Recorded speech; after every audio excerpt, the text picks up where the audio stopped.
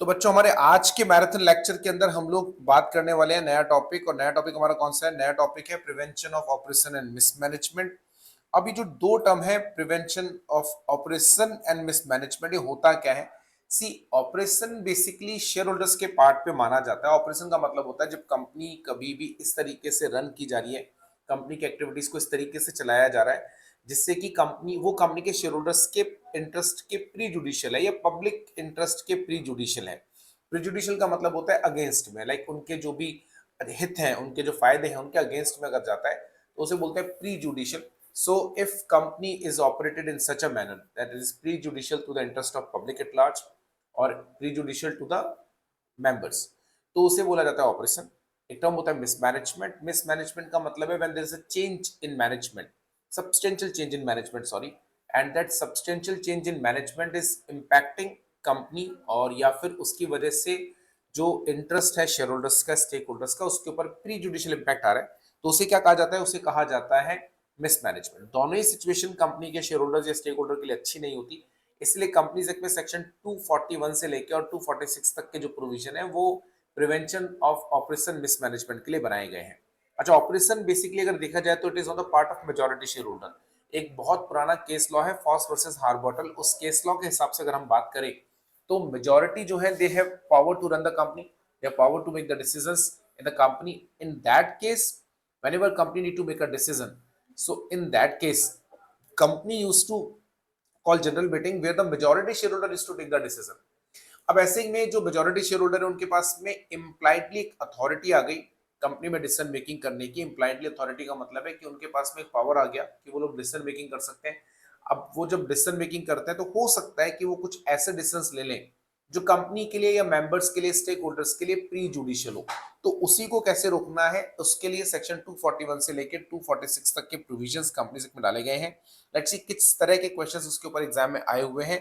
Explain with reference to the decided cases what constitutes and what do not constitute operation of mismanagement।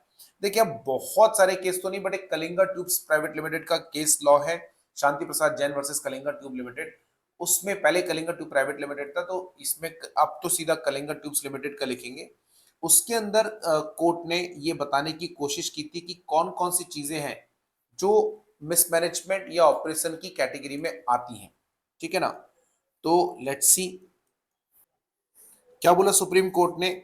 Operation as a conduct which is burdensome, harsh and wrongful, it involves an element of lack of probity, that is means correctness, norm, morality, justice for fair dealing with regard to the member with respect to his rights। जब कभी भी company में कुछ भी ऐसा किया जाए जो गलत है, रॉन्गफुल है, हार्श है, बहुत ही ज्यादा फोर्सफुल तरीके से किया जा रहा है, जो मोरालिटी के अगेंस्ट में है, जो करेक्ट नहीं है, तो उसे क्या बोला जाता है? उसे ऑपरेशन बोला जाता है। अल्टीमेटली अगर हम बात करें, आपने कंपनी में ऐसा कुछ भी करा जो कि कंपनी में अगर आपने ऐसा कुछ भी करा, माइंड द वर्ड्स, कंपनी में अगर आपने ऐसा कुछ भी करा जो कि कंपनी के इंटरेस्ट के अगेंस्ट में है, कंपनी के स्टेक होल्डर्स के इंटरेस्ट के अगेंस्ट में, अब चाहे वो हार्श हो, चाहे वो बर्डनसम हो, चाहे वो रॉन्गफुल हो, किसी भी तरीके से अगर वो किया गया है तो वो अपने आप में ऑपरेशन माना जाएगा। ऑपरेशन के कौन कौन से केसेस हो सकते हैं? जैसे कंपनी में एजीएम नहीं कराना, या deliberately not giving notice of general meeting to some of the members, जानबूझ के कुछ मेंबर्स को आपने नोटिस नहीं दिया, not giving financial statement to members, carrying on the company's business after base of the company has disappeared, company में जिस purpose के लिए कंपनी बनाई थी वही नहीं रहा और बाकी सारे काम हो रहे हैं, फिर भी आप बिजनेस चलाए जा रहे हो।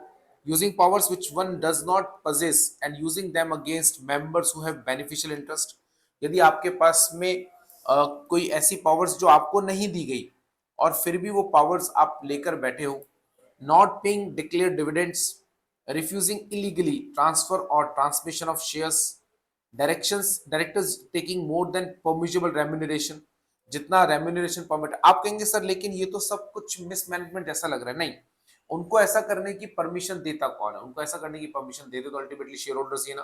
कौन देगा? मेजॉरिटी शेयर होल्डर्स उनको ऐसा करने की परमिशन देते हैं।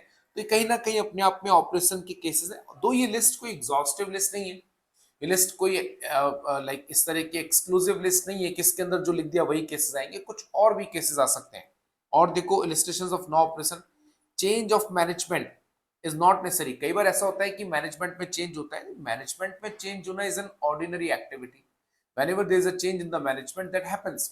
अब उसका सीधा, अब देखो कई बार ऐसा होता है कि हमारे साथ कुछ गलत हो रहा है तो हमें ऐसा लगता है कि ये गलत है, हमारे साथ कुछ गलत हो रहा है तो हमें लगता है कि यार ये गलत, ये आपके साथ गलत हो रहा है या हो सकता है आपके ऊपर उसका इम्पैक्ट शायद नेगेटिव आता हो, लेकिन हमें ऑर्गेनाइजेशन के पॉइंट ऑफ व्यू से सोचना होता है। ऑर्गेनाइजेशन के पॉइंट ऑफ व्यू से मैनेजमेंट में चेंज करना जरूरी था, राइट, नए को लाना। अब उससे ये शेयर होल्डर्स, बड़े शेयर होल्डर्स कुछ नए डायरेक्टर्स को लेकर आए because they are looking for the good future of the company. In that case ये ऑपरेशन की कैटेगरी में नहीं आएगा। देखो यहाँ पे जो भी देखना है वो देखना है कंपनी के पॉइंट ऑफ व्यू से, सबके पॉइंट ऑफ व्यू से। Trying to get majority or trying to retain majority provided unfair means are not used। आपने अपनी मेजोरिटी बनाए रखने के लिए, अब यार देखो हर आदमी चाहता है कि इस कंपनी के अंदर मेरी मेजोरिटी हो, अगर मेरे पास ज्यादा शेयर है तो उसके लिए मैं कुछ ना कुछ तो करूंगा। हाँ, उसके लिए अगर आपने किसी भी तरह के अनफेयर मीन्स, गलत तरीके अपनाए हैं तो एक अलग बात है। यदि ऐसा करने के लिए आपने कोई गलत तरीका नहीं अपनाया, एकदम नॉर्मल तरीके से आपने करा तो फिर अलाउड है। All directors being members of the same family, हो सकता है ये कोई बड़ी बात नहीं, इससे क्या फर्क पड़ता है अल्टीमेटली। देखो हो सकता है किसी कंपनी के डायरेक्टर्स, जैसे प्रमोटर फैमिली होती है तो ज्यादातर डायरेक्टर्स या मेजोरिटी डायरेक्टर्स या maybe all directors are from same family member. अब इसका ये मतलब निकाल लेना कि यार एक ही फैमिली के सारे लोग डायरेक्टर बन गए, हमारी कोई वैल्यू नहीं है क्या? अरे तो वो लोग एलिजिबल इसलिए आ गए, आप भी आ सकते हो, ठीक है। And not declaring dividends according to the profits, dividend declare करना is not a necessity. Companies act में अगर आप जाते हैं सेक्शन 123 या कोई भी सेक्शन, कंपनी को कभी भी इस बात के लिए फोर्स नहीं करती कि कंपनी डायरेक्टर्स डिविडेंड डिक्लेयर करे, ये डिपेंड करता है डायरेक्टर्स पे। अच्छा, डिक्लेयर तो शेयर होल्डर्स करेंगे बट प्रपोज डायरेक्टर्स करते हैं। And directors need to look many aspects, खाली लाइक प्रॉफिट होना काफी नहीं होता। प्रॉफिट है, प्रॉफिट होने के साथ साथ ये भी जरूरी है कि हमारी फ्यूचर जो है वो अच्छी हो, प्रोबेबिलिटी, हम लोग फ्यूचर में भी प्रॉफिट होने की एक्सपेक्टेशन हो। उसके बाद जाके मेंबर्स कंपनी के बोर्ड ऑफ डायरेक्टर से डिसाइड करते हैं डिविडेंड देना है या नहीं देना। Explanatory statement not annex to the notice calling meeting, आपने मीटिंग को बुलाने के लिए नोटिस वगैरह दिए, उसमें एक्सप्लेनेटरी स्टेटमेंट नहीं लगाया। कई बार ऐसा होता है कि हम लोग एक्सप्लेनेटरी स्टेटमेंट नहीं लगाते जनरली, कुछ मीटिंग, ऐसा कोई नेसेसिटी है क्या? नहीं, नेसेसिटी तो ऐसी कुछ भी नहीं है। कंपनीज एक्ट में अगर आप जाते हैं तो कुछ केसेस में आपको मीटिंग के नोटिस के साथ में एक्सप्लेनेटरी स्टेटमेंट लगाने होते हैं, not in all the cases. So if company has not attached explanatory statements with notices, तो it cannot be constituted as operation। ये कुछ एग्जाम्पल्स हैं, कुछ, it is just an illustrative list, it is not an exam exhaustive list कि भैया यहाँ जो लिखे हैं वही है, और भी हो सकते हैं। In case of application for the operation and mismanagement, how far the following situations hold good under the provisions of Companies Act? Application by minority shareholders holding majority beneficial interest। देखिए कंपनीज एक्ट में अगर आप operation mismanagement की application की बात करते हैं, उन्होंने बोला application by minority shareholders holding majority benefit. देखिए जो एप्लीकेशन है उसको लगाने का इस तरीके से है, 1/10 of total number of members और members having 1/10 of total share capital और 100 मेंबर्स, इस तरीके से है। अब अगर कुछ शेयर होल्डर के पास में मेजॉरिटी कैपिटल है, वो एप्लीकेशन लगाते हैं, इज इट अलाउड? यस, उनका ऐसा कोई क्राइटेरिया नहीं है। वो कहते हैं 1/10 of total number of members और members having 1/10 of total capital और 100 members. See, person who hold majority beneficial interest but minority of voting power can complain of operation, which term includes not merely obtaining unfair pecuniary advantage but also an overwhelming desire for power। The remedy is analogous to winding up, but before seeking winding up, a member must exhaust his remedy। इतना कुछ लिखने की जरूरत नहीं थी, एक simple सा था कि माइनॉरिटी शेयर होल्डर के पास मेजॉरिटी है। आपको यहाँ पे प्रोविजन बताना था कि application for relief from operation mismanagement can be made by 1/10 of total members, members having 10% of total capital और 100 मेंबर्स।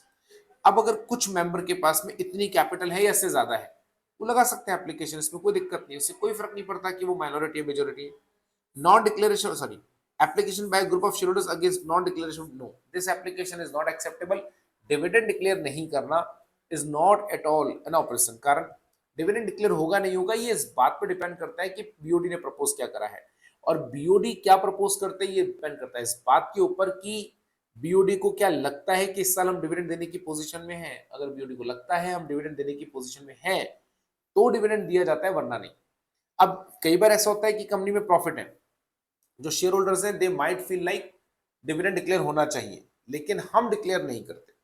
क्यों नहीं करते? क्योंकि हमें नहीं लगता कि हमारे प्रॉफिट्स इतने हैं कि आज डिविडेंड बांटने के बाद फ्यूचर कंटिजेंसीज को हम लोग मीट आउट कर सकते। तो उस केस में डिविडेंड डिक्लेयर नहीं भी किया जाता। तो कई वाले फैक्टर्स होते हैं। Dividend is like no no, it can not be a reason. ABC Private Limited is a company in which there are 8 shareholders. Can a member holding less than 1/10 of the shares capital of the company apply to the tribunal for the relief against oppression?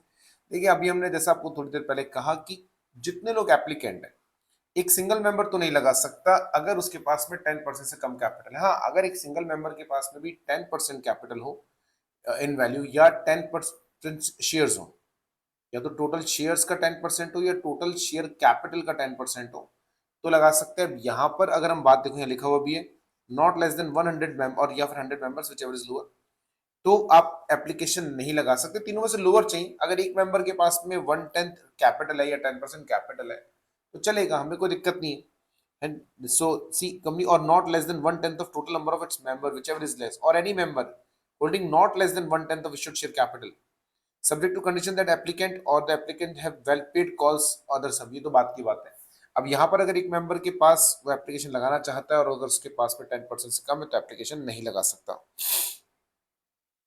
ठीक है, तो एक तो ये ध्यान में रखें। क्या लिखा है उन्होंने? In case company not having share capital not less then 50 के, वो तो प्रोविजन है। Members of the company are entitled to make an application. One or more of them having obtained the consent in writing of the rest may make an application. इन सब की कोई जरूरत नहीं है इस क्वेश्चन के आंसर में। बहुत छोटा सा क्वेश्चन था। आपको सीधा प्रोविजन लिख कर आना है और फिर नीचे कंक्लूजन लिख कर आना है सीधा सा कि since in the given case the member wants to apply to the relief from operation mismanagement having capital less than 10% is not entitled. Right. उसके बाद में एक टर्म है explain the term class action under section 245 of the companies act, what were the remedies available which can be sought for in petition for class action. ये मैं भी आपसे discuss करता हूँ थोड़ी देर बाद में 244 के 245 में। पहले हम बाकी प्रोविजन देख लेते हैं। Examine with reference to the provisions of companies act 2013 whether the following act of the company is valid.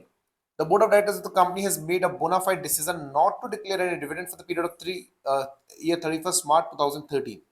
A group of shareholders complained to the tribunal against above decision on the grounds of the mismanagement and wants the company to declare the dividend. देखो, पहली बात तो companies act में term mismanagement तो define ही नहीं है, operation mismanagement term define ही नहीं है।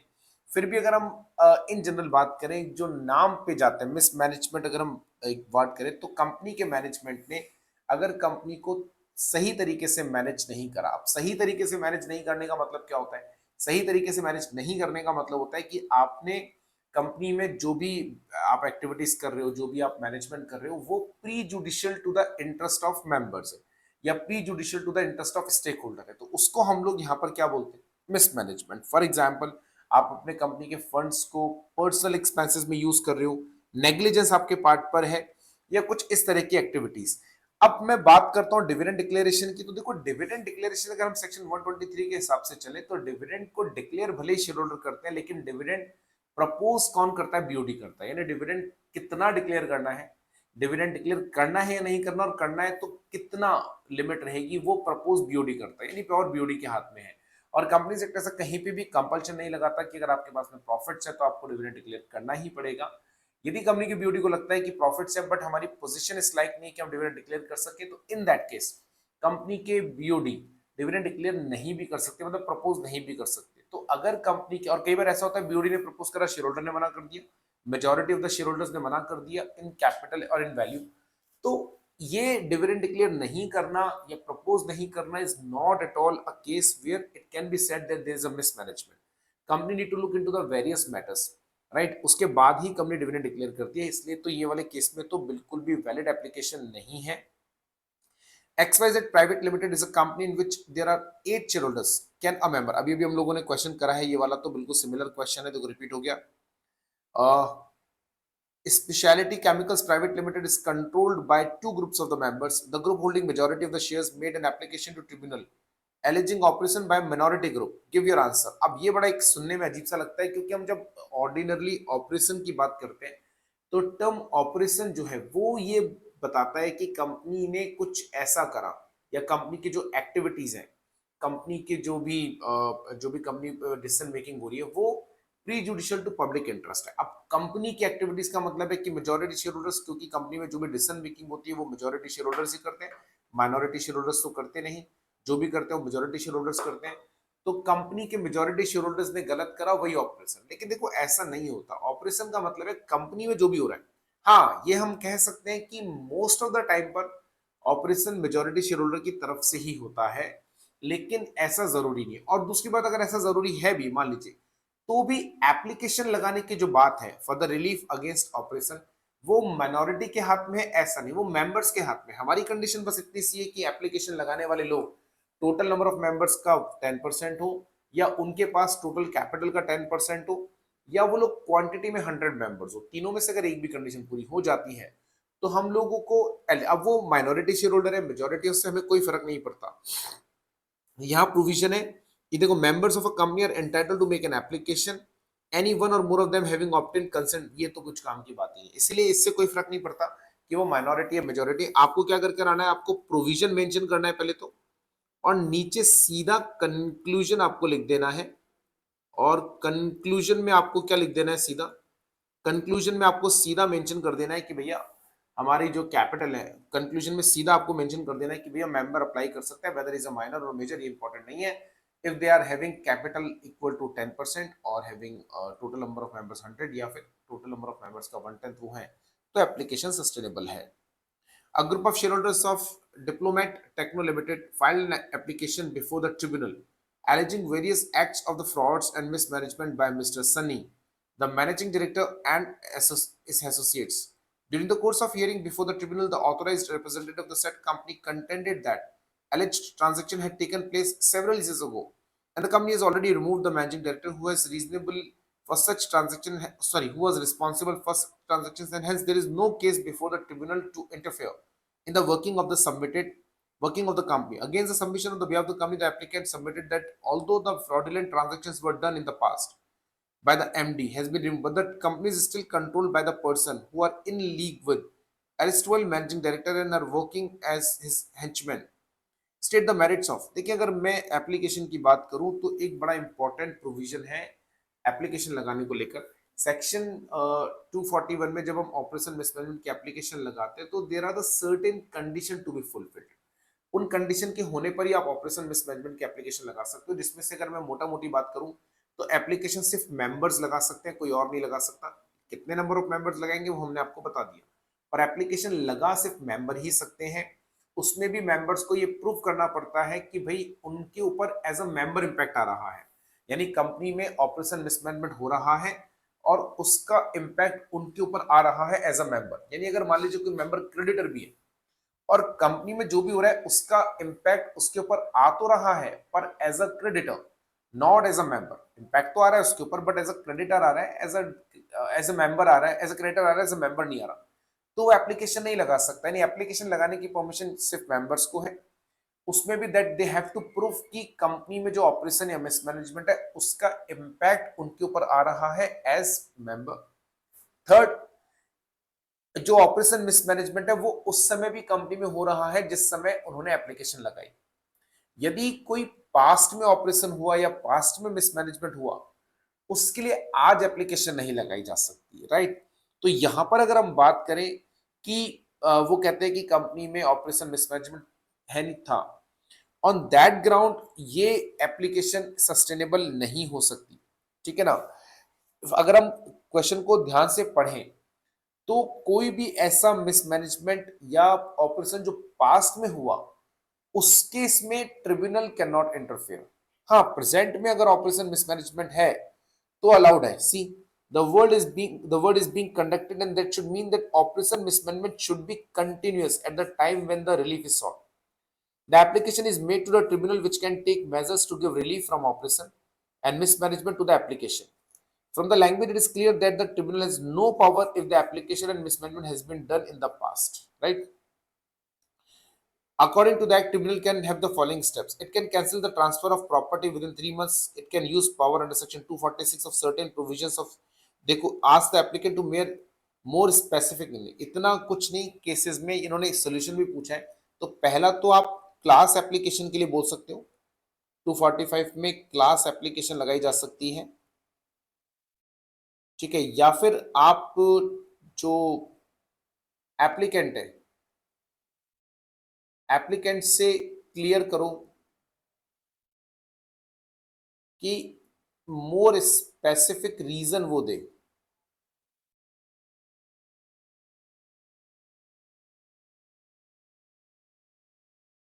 आर गिवन, ठीक है, तो हम एप्लीकेशन सस्टेन कर सकते हैं, otherwise not allowed. A group of shareholders consisting of 25 members decide to file a petition before the tribunal, ठीक है, for the relief, ये भी ठीक है, by the board of directors for Messrs Fly by Night Operators Limited. The company has 300 members, so 300 members का अगर मैं 1/10 निकालूं तो 30 आएगा, यानी 30 मेंबर तो नहीं है। और 1/10 ऑफ, हाँ लेकिन ये वाली कंडीशन पूरी हो रही है। ये क्या लिखा हुआ है, this company has total 300 members and the group of 25 holds 1/10 of total paid up capital accounting for 1/15 of shares issued capital। देखो हमें पेड अप कैपिटल का लेना होता है, इश्यूड कैपिटल से हमें कोई मतलब नहीं होता। पेड अप कैपिटल का 1/10 होना जरूरी है। इनके पास पेड अप कैपिटल का 1/10 है, बस वो काफी है। The main grievance of group is that due to the mismanagement by the board of directors, the company is incurring losses and the company has not declared any dividend even after the profits were available in the past declaration। अब देखो दो बातें, इन्होंने सवाल में दो बातें मोटा मोटी पूछी। एक तो एप्लीकेशन लगाने के लिए जितने नंबर ऑफ एप्लीकेंट होने चाहिए वो तो है। मेंबर्स तो हमारी कंडीशन वही है, 1/10 ऑफ टोटल शेयर कैपिटल या 1/10 of total number of members, और 100 यहाँ पे जो मेंबर्स एप्लीकेशन लगाना चाहते हैं उनके पास में टोटल कैपिटल का 1/10 है, यानी 10% है, चलेगा। सेकंड, डिक्लेरेशन ऑफ डिविडेंड के लिए एप्लीकेशन नहीं लगाई जा सकती, हम पहले ही बोल चुके हैं। तो यहाँ पर इनके पास में ये राइट तो नहीं। डिविडेंड डिक्लेयर पर हमने डिस्कस कर दिया, ठीक है, जो ये रहा यहाँ पे, ये प्रोविजन लिख दिया यहाँ पर इन्होंने, 1/10 of total number of members और members holding less than not less than 1/10 of issued capital, ठीक है। रही बात डिविडेंड के लिए एप्लीकेशन लगाने की, that is not allowed. Declaration of the dividend is not at all an operation, hence application is not sustainable in no case. Allowed ही नहीं है, कोई लॉजिक नहीं निकलता। A group of members of XYZ Limited has filed a petition before the tribunal alleging various acts of the operation mismanagement by the majority shareholders of the company. The petitioner group holds 12% of the issued capital, ठीक है। During the pendency of the petition, some of the petitioner group holding about 5% of the issued share capital of the company wishes to disassociate themselves from the petition। अच्छा, यहाँ बड़ी अच्छी बात आती है, एक बार अगर आपने एप्लीकेशन लगा दी, ठीक है, यहाँ पर ध्यान दीजिएगा जरा, एक बार अगर एप्लीकेशन लग गई तो उस समय आपको चेक करना होता है कि वो एप्लीकेंट के पास वो क्राइटेरिया पूरा हो रहा है या नहीं। कौन सा क्राइटेरिया, जो भी हमने पढ़ा था, क्राइटेरिया ये है कि उनके पास में टोटल कैपिटल का 1/10 हो, कितनी बार बता चुका मैं आज के लेक्चर में, या टोटल नंबर ऑफ मेंबर्स के 1/10 हो वो, या 100 मेंबर्स। जिस समय एप्लीकेशन लगाई उनके पास 10% से ज्यादा कैपिटल थी, हाँ थी, application is acceptable and sustain. Even अगर एप्लीकेशन एक्सेप्ट होने के बाद और कंक्लूजन आने से पहले कुछ मेंबर्स अपनी एप्लीकेशन विड्रॉ कर लेते हैं, वो कहते हैं कि नहीं, we don't want to be the part of this application, तो अलाउड है क्या, हाँ अलाउड है, उससे एप्लीकेशन पे फर्क नहीं पड़ता। यानी अगर मान लीजिए कुछ लोगों ने विड्रॉ कर लिया, जैसे फॉर एग्जांपल 20 लोगों ने एप्लीकेशन लगाई, उनके पास मिलाकर 12% कैपिटल थी। अब एप्लीकेशन लग गई, उसके बाद में 20 में से 4 मेंबर कहते नहीं नहीं यार, हम तो अपनी एप्लीकेशन वापस ले रहे हैं, और उन 4 के पास टोटल कैपिटल का 3% है। अब अगर वो 4 लोग निकल गए तो 12% से हमारे पास कैपिटल रह जाएगी 9%। कोई चिंता की बात नहीं, once application has been accepted, even though the application is pending to process और no conclusion have been given on the application, still application is sustainable even though some of the shareholders or applicants want to disassociate themselves from that application। Allowed है क्या, बिल्कुल allowed है, कोई problem नहीं है, कर सकते हैं। एप्लीकेशन की वैलिडिटी पे कोई फर्क नहीं पड़ेगा, क्योंकि हमें जो कंडीशन है वो चेक करनी है on the date of application. इसलिए अगर मेजॉरिटी शेयर होल्डर ये कहते हैं कि एप्लीकेशन अब सस्टेनेबल ही नहीं है, वो बिल्कुल गलत कह रहे हैं, नॉट करेक्ट। देखो not correct, the proceedings shall continue irrespective of the withdrawal of consent by some of the petitioner। If some of the consenting members have subsequent to the presentation of petitioner withdrew their consent, it would not affect the right of applicant to proceed with the petition। The validity of the petition must be judged on the facts as were at the time of presentation, ठीक है। PBX Limited is a company in which there are 6 shareholders. Mr. Bala, who is the director and also the legal representative of a deceased shareholder holding less than 1/10 of the share capital of the company, made a petition to the tribunal to relieve against oppression whether condition made by Mr वाला is valid and maintainable. देखिए conditions तो वो same ही है कि application कौन लगा सकता है। Is it the case is that legal practitioner जो है, सॉरी लीगल रिप्रेजेंटेटिव वो अलाउड है क्या? हाँ अलाउड है। लीगल रिप्रेजेंटेटिव अगर कोई भी डिजीज मेंबर है उनके लीगल रिप्रेजेंटेटिव एप्लीकेशन लगाते अलाउड है। पर हमें यह देखना पड़ेगा 6 मेंबर्स है, is a director and also the legal representative disease shareholder holding less than 10। इनकी एप्लीकेशन वैसे भी सस्टेनेबल नहीं है क्योंकि उनके पास 1/10 से भी कम शेयर कैपिटल है, तो उनकी एप्लीकेशन तो सस्टेनेबल ही नहीं होगी। हाँ अब यहाँ एक सवाल जरूर आता है क्योंकि क्वेश्चन आया है, तो इसमें ये तो आंसर बड़ा छोटा सा है कि 1/10 से कम कैपिटल है तो एप्लीकेशन लीगली नहीं एडमिटेड है। 3 बातें मैं समझाता हूँ। पहला, क्या लीगल हेयर एप्लीकेशन लगा सकता है, लीगल रिप्रेजेंटेटिव एप्लीकेशन लगा सकता है कि हाँ लगा सकता है, अलाउड है, एक बात। लेकिन उसके पास भी वो कंडीशन तो जरूरी है, जो भी लोग एप्लीकेंट है वो अकेला है तो उसके अकेले के पास कम से कम 1/10 शेयर कैपिटल हो। अगर बाकी 2 क्राइटेरिया तो लगेंगे ही नहीं, 100 मेंबर्स या 1/10 मेंबर्स तो लगेंगे नहीं। वो अकेला एप्लीकेशन लगा रहा है तो ये जरूरी है कि उसके पास कम से कम टोटल कैपिटल का 1/10 हो, जो कि नहीं है। तो अगर होता तो लगा सकते थे। हाँ तीसरी बात, वो डायरेक्टर भी है। देखिए आप डायरेक्टर भी हो ये मुद्दा नहीं है, लेकिन एप्लीकेशन जो लगेगी वो एज अ मेंबर लगेगी। यानी अगर आप कंपनी में डायरेक्टर हैं, साइमल्टेनियसली आप मेंबर भी हैं या किसी डिजीज मेंबर के रिप्रेजेंटेटिव है, मेंबर भी है या किसी डिजीज मेंबर के रिप्रेजेंटेटिव है, कोई चिंता की बात नहीं। बट ऐसे केस में आपको इस बात का ध्यान रखना पड़ेगा कि जो एप्लीकेशन आप लगा रहे हो वो इन कैपेसिटी ऑफ मेंबर लगाना, इन कैपेसिटी ऑफ डायरेक्टर मत लगाना। इन कैपेसिटी ऑफ डायरेक्टर आपकी एप्लीकेशन सस्टेनेबल नहीं होती। ठीक है।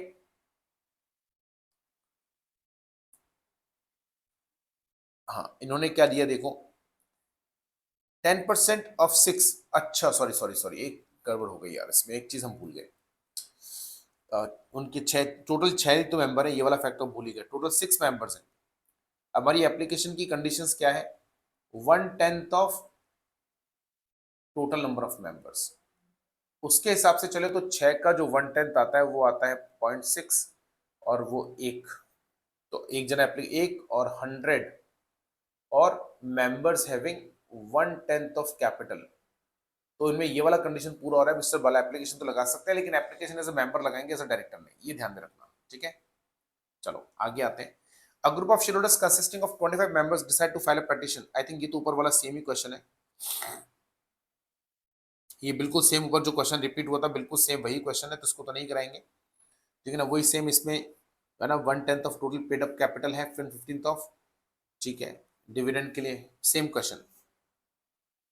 A group of members of ABC Limited has filed a petition before the tribunal alleging various acts of the operation mismanagement by the majority shareholder। The petition group filed hold 12% issued capital during the pendency। Same question है, ऊपर अभी already आ चुका है।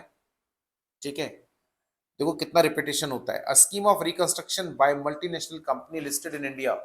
The company wanted to the minority shareholders to get out of the company by selling their shares back to the promoters at a price determined by the promoters। The minority shareholders were not given a choice whether they wanted to tender their shares or not। In the meeting, there are 6 non-promoter shareholders who voted against the scheme, but the chairman declared that motion was carried out by an overwhelming majority of more than। देखें वैसे तो जैसा हमने आपको पहले कई बार कहा कि oppression has not been defined in the law. ठीक है, और लेकिन जैसा हम जानते हैं ऑपरेशन बेसिकली दो चीजें हैं, एक तो जनरली ये मेजॉरिटी मेंबर के द्वारा किया जाता है, सेकंड उससे भी ज्यादा इंपॉर्टेंट जो चीज है, कलिंगा ट्यूब्स लिमिटेड के केस में हमने पढ़ा था, Shanti Prasad Jain versus Kalinga Tubes Limited. What they said, operation मतलब something which is unjust, which is harsh, which is not good or favor of shareholders or stakeholders, right? Or it also includes a case where the majority shareholder forces minority shareholder to be the part of some risky business।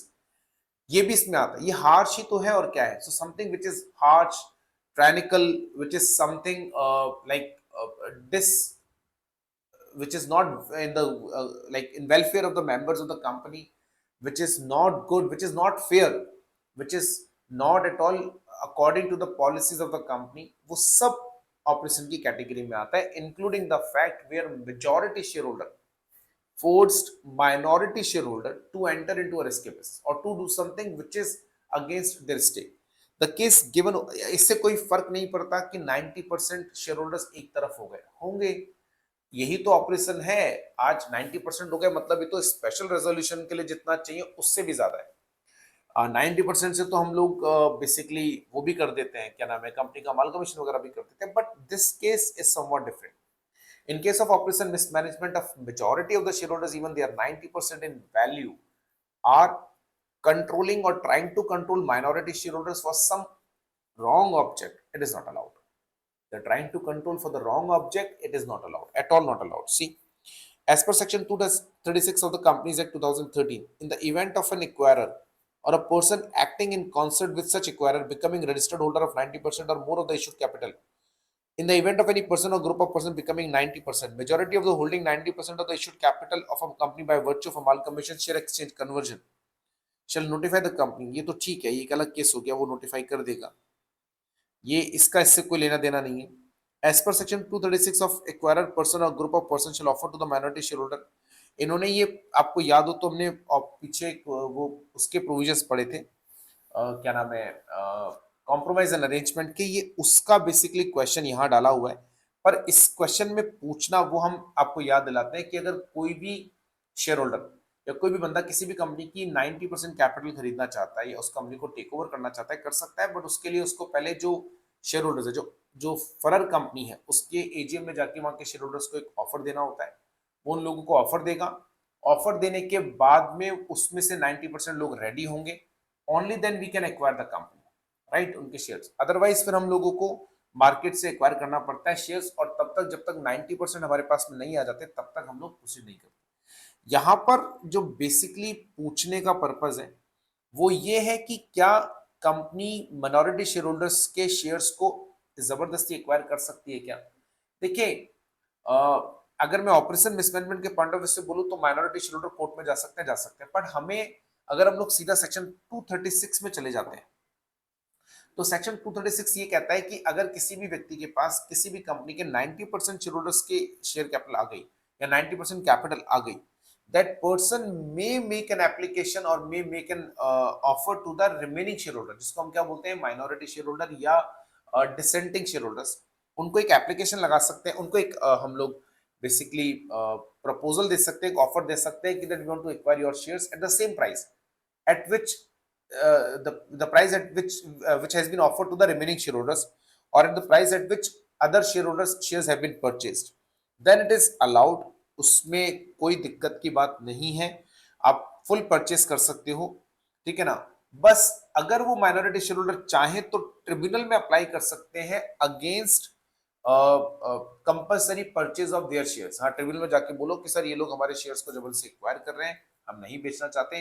Tribunal अगर आपके favour में है तो आप बच सकते हैं, कोई दिक्कत वाली बात नहीं है, ठीक है. तो ये आपको ध्यान में रखना है. अब पीछे हमने एक सेक्शन पढ़ा था, सेक्शन 245, जिसका रेफरेंस आया था class action. Class action basically क्या होता है, ये उन लोगों के लिए बना है जिन लोगों को एप्लीकेशन लगानी है और वो मेंबर्स या मैनेजमेंट की, सॉरी, मेंबर्स की कैटेगरी में नहीं आ रहे या एलिजिबल नहीं है. तो ये हमने क्या बोला, या जो मेंबर्स हैं लेकिन जो वो वाली कंडीशन पूरी नहीं करते, तो क्या करें. तो क्लास एक्शन बेसिकली कुछ पर्टिकुलर क्लास ऑफ मेंबर्स या डिपॉजिटर्स को अलाउड है. देखो, वहां पे ऑपरेशन मिसमैनेजमेंट की एप्लीकेशन कौन लगा सकता है, सिर्फ मेंबर्स, या मेंबर्स के अलावा डिपॉजिटर्स को भी एप्लीकेशन लगाना अलाउड है.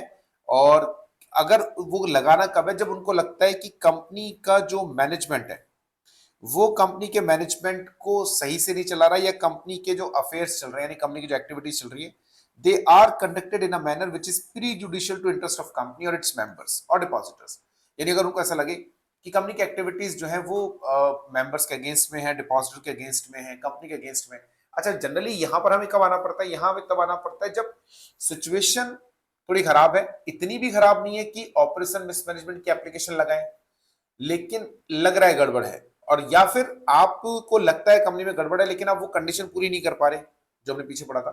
तो यहां थोड़ा सा शायद आपको रिलैक्सेशन मिल जाए मेनली. लेकिन देखो, ये काम तभी आता है जब आपको कोई कंडीशन ऐसी नजर आए जो कि एक्टिविटीज को ऑपरेशन मिसमैनेजमेंट तो नहीं है, लेकिन हाँ, अब क्या करें, ऑपरेशन मिसमैनेजमेंट नहीं है तो 241 में या 242 में तो एप्लीकेशन लगेगी नहीं. तो सेक्शन 245 एक तरीके का रिलैक्सेशन है उन लोगों को. नीचे हम आपको कुछ बता रहे कि कौन से केसेस, मतलब क्यों लगा सकते हो आप एप्लीकेशन, जैसे to restrain the company from committing on act which is ultra vires. यदि कंपनी कोई भी ऐसा काम कर रही है जो आर्टिकल ऑफ एसोसिएशन या मेमोरेंडम ऑफ एसोसिएशन के अगेंस्ट में, तो उन्हें रोकने के लिए. या फिर कंपनी एओए और एमओए के प्रोविजंस को ब्रीच कर रही है तो उससे रोकने के लिए, या फिर declaring a resolution altering MOA और AOA of the company is void if the resolution was passed by the suppression of material facts. Company कोई एमओए और एओए में ऑल्टरेशन करना चाहती है, उसका रेजोल्यूशन पास कर रही है और वो कंपनी के शेयर होल्डर से सारी बातें नहीं बता रही, उनको छुपा रही है। To restrain the company and its directors from acting on such resolution, company के जो डायरेक्टर्स हैं उनको उस पर्टिकुलर रेजोल्यूशन पर उसको काम करने से रोकने के लिए, यानी रेजोल्यूशन पास हो गया लेकिन अब रेजोल्यूशन अब तक इंप्लीमेंट नहीं हो पाया तो उससे रोकने के लिए। To restrain the company from doing any act which is contrary to the provision of this act और any other law for the time being in force, कोई भी ऐसा काम कंपनी कर रही है जो कि लॉ के प्रोविजंस के अगेंस्ट में है, इस लॉ या किसी भी लॉ के अगेंस्ट में, बट अगेंस्ट में है। To restrain the company from taking action contrary to any resolution passed by the members, company के मेंबर्स ने कोई भी रेजोल्यूशन पास करा है और कंपनी के डायरेक्टर्स उससे हटकर कुछ काम कर रहे हैं। टू क्लेम डैमेजेस और कॉम्पनसेशन और demand any other suitable action the company और its directors for any fraudulent, अगर कंपनी के डायरेक्टर्स ने कोई भी फ्रॉडुलेंट एक्टिविटी करी है, कोई अनलॉफुल या रॉन्गफुल एक्टिविटी करी है और उससे जो नुकसान उन्हें हो रहा है उसकी भरपाई के लिए वो डायरेक्टर्स को से करवाना चाहते हैं। सेम एज ऑडिटर है, ऑडिटर ने कोई मिसलीडिंग या इम्प्रॉपर स्टेटमेंट दिया है, कोई फ्रॉडुलेंट अनलॉफुल एक्टिविटी उन्होंने करी है और कंपनी के किसी एक्सपर्ट ने कोई फ्रॉडुलेंट या अनलॉफुल एक्टिविटी करी है, कोई मिसलीडिंग स्टेटमेंट दिया है और इसके बदले में वो लोग उनसे कॉम्पनसेशन चाहते हैं, तो और to seek any other remedial action, ये कुछ काम का नहीं है। कितने नंबर ऑफ मेंबर्स को एप्लीकेशन लगाना जरूरी है, या तो 100 मेंबर्स या तो फिर members having 5% of total member और या फिर हैविंग 5% ऑफ टोटल कैपिटल। अब उससे रिलैक्स है ना, वहां था मिनिमम 10% कैपिटल होना चाहिए या टोटल नंबर ऑफ मेंबर्स का 10%, यहां पर हमने बोला 5% टोटल नंबर ऑफ मेंबर्स का या फिर टोटल नंबर ऑफ मेंबर्स में से कितने भी हो बट उनके पास 5% कैपिटल हो, या जिन कंपनी में शेयर कैपिटल नहीं है वहां पे टोटल नंबर ऑफ मेंबर्स का 1/5। डिपॉजिटर की बात करें, सेम प्रोविजन है, 100 डिपॉजिटर्स, ये मेंबर्स नहीं है डिपॉजिटर्स हैं, 100 डिपॉजिटर्स या फिर टोटल डिपॉजिटर्स का 5% या इतने डिपॉजिटर जिनके पास टोटल डिपॉजिट का 5% हो। आप ध्यान रखिएगा क्लास एक्शन एप्लीकेशन उसी केस में सुटेबल है जहां पे ऑपरेशन मिसमैनेजमेंट का केस नहीं बन रहा या बन रहा है लेकिन उतने नंबर ऑफ मेंबर्स इकट्ठे नहीं हो पा रहे जितने कि हमें ऑपरेशन मिसमैनेजमेंट की एप्लीकेशन लगाने के लिए चाहिए, तो ये हमारे काम का होता है, अदरवाइज नहीं। कंसीडरेशन बिफोर एक्सेप्टिंग एप्लीकेशन, जब भी आप ट्रिब्यूनल में एप्लीकेशन लगाएंगे तो ट्रिब्यूनल कुछ बातों को पहले इंश्योर करता है, जैसे whether the member or depositor is acting in good faith, यानी कहीं वो फर्जी एप्लीकेशन तो नहीं लगा रहे। Evidence of the involvement of any person other than directors और ऑफिसर, कहीं ऐसा तो नहीं है कि जो एक्टिविटी की आप कंप्लेन कर रहे हो उसमें डायरेक्टर्स या मेंबर्स के अलावा या कंपनी के ऑफिसर्स के अलावा कोई बाहर के लोग हो या बाहर के ही लोग हैं। whether the cause of action is one which member or depositor could pursue in his own right, क्या कोई ऐसा मैटर था जो कि मेंबर्स और डिपॉजिटर्स डायरेक्टली शेयर होल्डर से बात करके या अपने लेवल पे भी निपटा सकते थे, ट्रिब्यूनल में आने की जरूरत नहीं थी। Any evidence before it as to views to the members of the depositors of the company who have no personal interest, direct or indirect, in the matter being proceeded, ऐसा कोई मैटर तो नहीं है जिसमें डायरेक्टर्स का या members का कोई पर्सनल इंटरेस्ट ना हो। where the cause of action is an act or omission that is yet to occur, whether the act or omission could be in the circumstances would likely to be authorized by the company before it occurs or ratified by the company after it occurs, क्या कोई ऐसा matter है जो अभी तक आया नहीं लेकिन अगर आता है तो कंपनी के मेंबर्स उसको अप्रूव कर देंगे, रेटिफाई कर देंगे, and where the cause of action is one act which omission that has already occurred, whether the act of omission could be and in the circumstances would likely to be ratified by the company, ये ऊपर वाला ही point है same. Consideration before accepting application, देखो अगर application जैसी accept होती है tribunal उसका पब्लिक नोटिस इशू करता है सबको, ठीक है, क्योंकि जितने भी लोग हैं जो कि उसी जैसी पर्टिकुलर प्रॉब्लम के ऊपर एप्लीकेशन लगाने वाले थे वो अब ना लगाएं, क्योंकि अगर उन्होंने लगाया सिमिलर एप्लीकेशंस अगर आती हैं सेम ज्यूरिसडिक्शन में तो सारी एप्लीकेशंस को मर्ज कर दिया जाएगा या उनमें से कोई एक एप्लीकेशन को एक्सेप्ट कर लेंगे और बाकी मेंबर्स को उसी एप्लीकेशन के साथ में चलना होगा, यानी अलग से उनकी एप्लीकेशन एंटरटेनेबल नहीं होगी। इसलिए two class actions application for the same cause is not allowed. जो भी cost of expenses concern with application है shall be defrayed by the company और एनी अदर पर्सन। एक बार तो जो एप्लीकेंट है वो पैसा खर्च करेंगे एप्लीकेशन लगाने में, लेकिन अगर बाद में पता चला कंपनी ने वाकई में गलती करी तो कंपनी से रिकवर किया जाएगा। Order giving tribunal is binding, tribunal ने जो भी ऑर्डर दिया फाइनली वो बाइंडिंग रहेगा कंपनी के ऊपर भी, उस डिपॉजिटर्स पे भी एंड ऑल। कोई भी नॉन कंप्लायंस अगर आपने करा, कंपनी के ऊपर 5 लाख से 25 लाख की पेनल्टी, ऑफिसर इन डिफॉल्ट के ऊपर 3 साल तक की जेल एंड 25,000 से 1 लाख तक का जुर्माना। कोई फ्रिवोलस एप्लीकेशन अगर आपने लगाई, वेक्शियस एप्लीकेशन अगर आपने लगाई, तो उस एप्लीकेशन को रिजेक्ट कर दिया जाएगा, प्लस 1 लाख रुपए तक की उसके ऊपर पेनल्टी लगाई जा सकती है। तो ये कुछ बातें हैं जो सेक्शन 245 के लिए आपको ध्यान रखनी है, and that's all about operation and mismanagement. चलिए, अब जो नेक्स्ट चैप्टर हमारे पास में है वो है इंसॉल्वेंसी एंड बैंक्रप्सी कोड। क्यों है इंसॉल्वेंसी बैंक्रप्सी कोड? क्योंकि हमारे जो कॉर्पोरेट लॉ के थे, कॉर्पोरेट लॉ मतलब कॉर्पोरेट लॉ में भी कंपनीज एक्ट जो था वो हमारा कंप्लीट हो गया। अब उसके बाद में हमारे पास में दो चीजें आती हैं, एक तो कंपनीज एक्ट के अलावा एक तो बैंक्रप्सी कोड, ठीक है ना, आईबीसी हम जिसको बोलते हैं। इसके अलावा जो अदर लॉज हैं, अदर लॉ में हमारे पास बहुत सारे लॉज हैं, जैसे एमएसएमई है, साइबर सिक्योरिटी है, बैंकिंग रेगुलेशन एक्ट है, इंश्योरेंस एक्ट है, कंपटीशन एक्ट है, फेमा है, security prevention of money laundering act है, इसके अलावा एंटी मनी लॉन्ड्रिंग जिसे हम बोलते हैं, इसके अलावा सेबी रूल्स एंड रेगुलेशन है वो। और लास्ट में हमारे पास एक टॉपिक आएगा जिसका नाम है कॉर्पोरेट गवर्नेंस। तो कॉर्पोरेट गवर्नेंस के भी हम लोग क्वेश्चंस लेंगे, लेकिन उससे पहले मैं कंपनीज एक्ट के क्वेश्चंस पर अगर आपको लेके चलता हूँ, सॉरी आईबीसी के क्वेश्चंस पे, ये तो हमारा हो गया। आईबीसी पर हम लोग जा रहे हैं अभी। कॉर्पोरेट गवर्नेंस में अगर आप, सॉरी कंपनीज एक्ट में अगर आपने देखा होगा तो रिपीटेशन बहुत ज्यादा है, खासतौर पे अगर ऑपरेशन मिसमैनेजमेंट में अगर आप चाहते हैं तो उसमें बहुत रिपीटेशन है।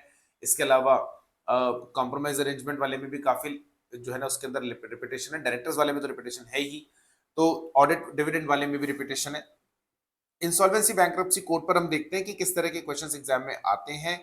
सिंपल, वैसे तो इंसॉल्वेंसी एंड बैंक्रप्सी कोड में बहुत टिपिकल क्वेश्चंस नहीं आते, बहुत सिंपल से क्वेश्चंस आते हैं। जैसे पहला क्वेश्चन अगर आप देखेंगे तो बहुत ही सिंपल है, applicability of insolvency and bankruptcy code, यानी कौन से केसेस पे या किन एंटिटीज पे insolvency and bankruptcy code applicable होता है, वो हम लोग देखते हैं फटाफट से। तो किस किस पर एप्लीकेबल होता है देखो।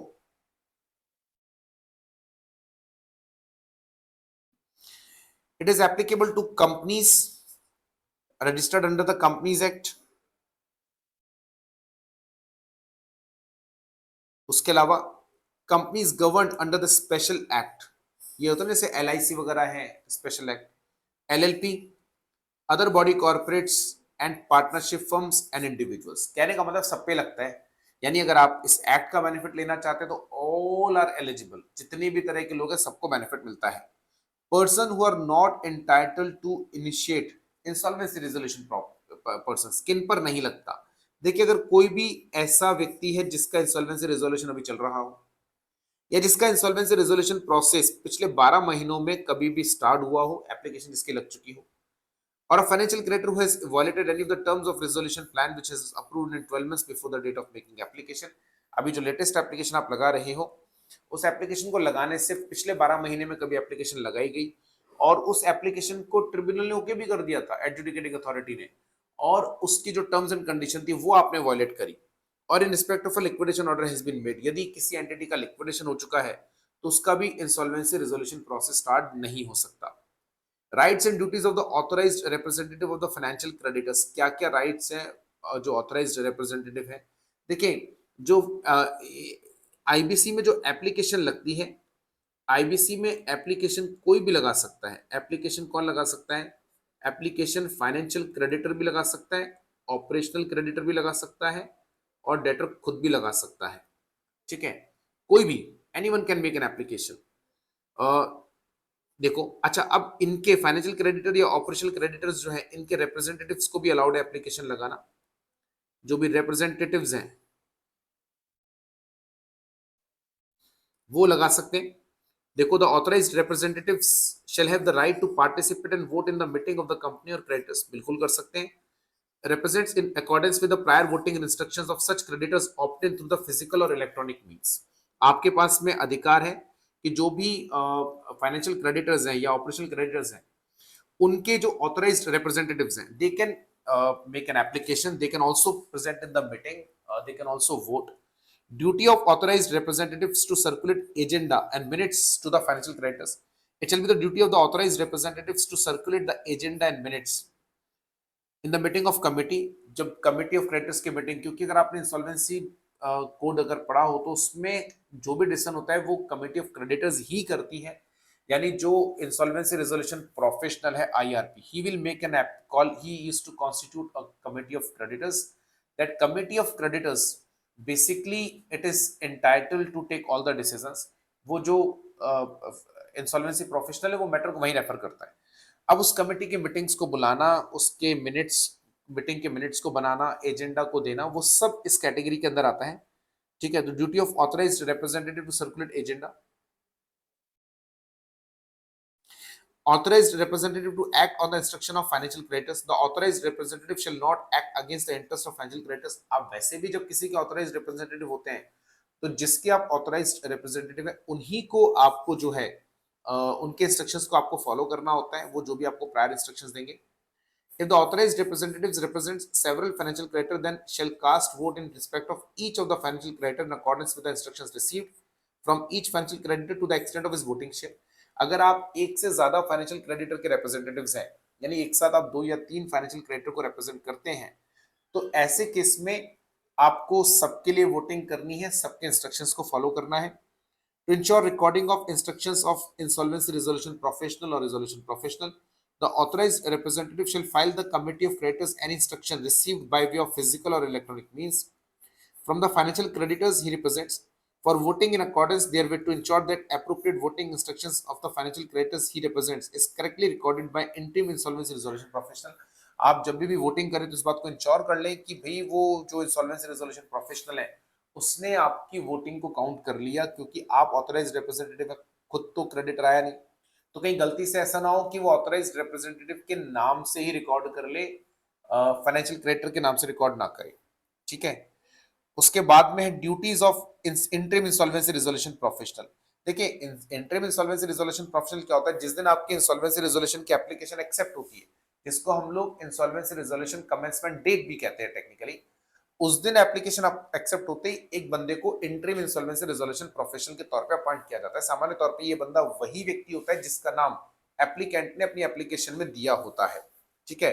अब इसका काम क्या होता है? इसका काम है collect all information relating to assets, finances and operations of the corporate debtor, for determining the financial position of the corporate debtor, including information relating to business operations of previous 2 years, financial and operational payments for previous 2 years, list of all the assets and liabilities as on initiation date, जिस दिन आपका insolvency resolution process start हुआ, other matters.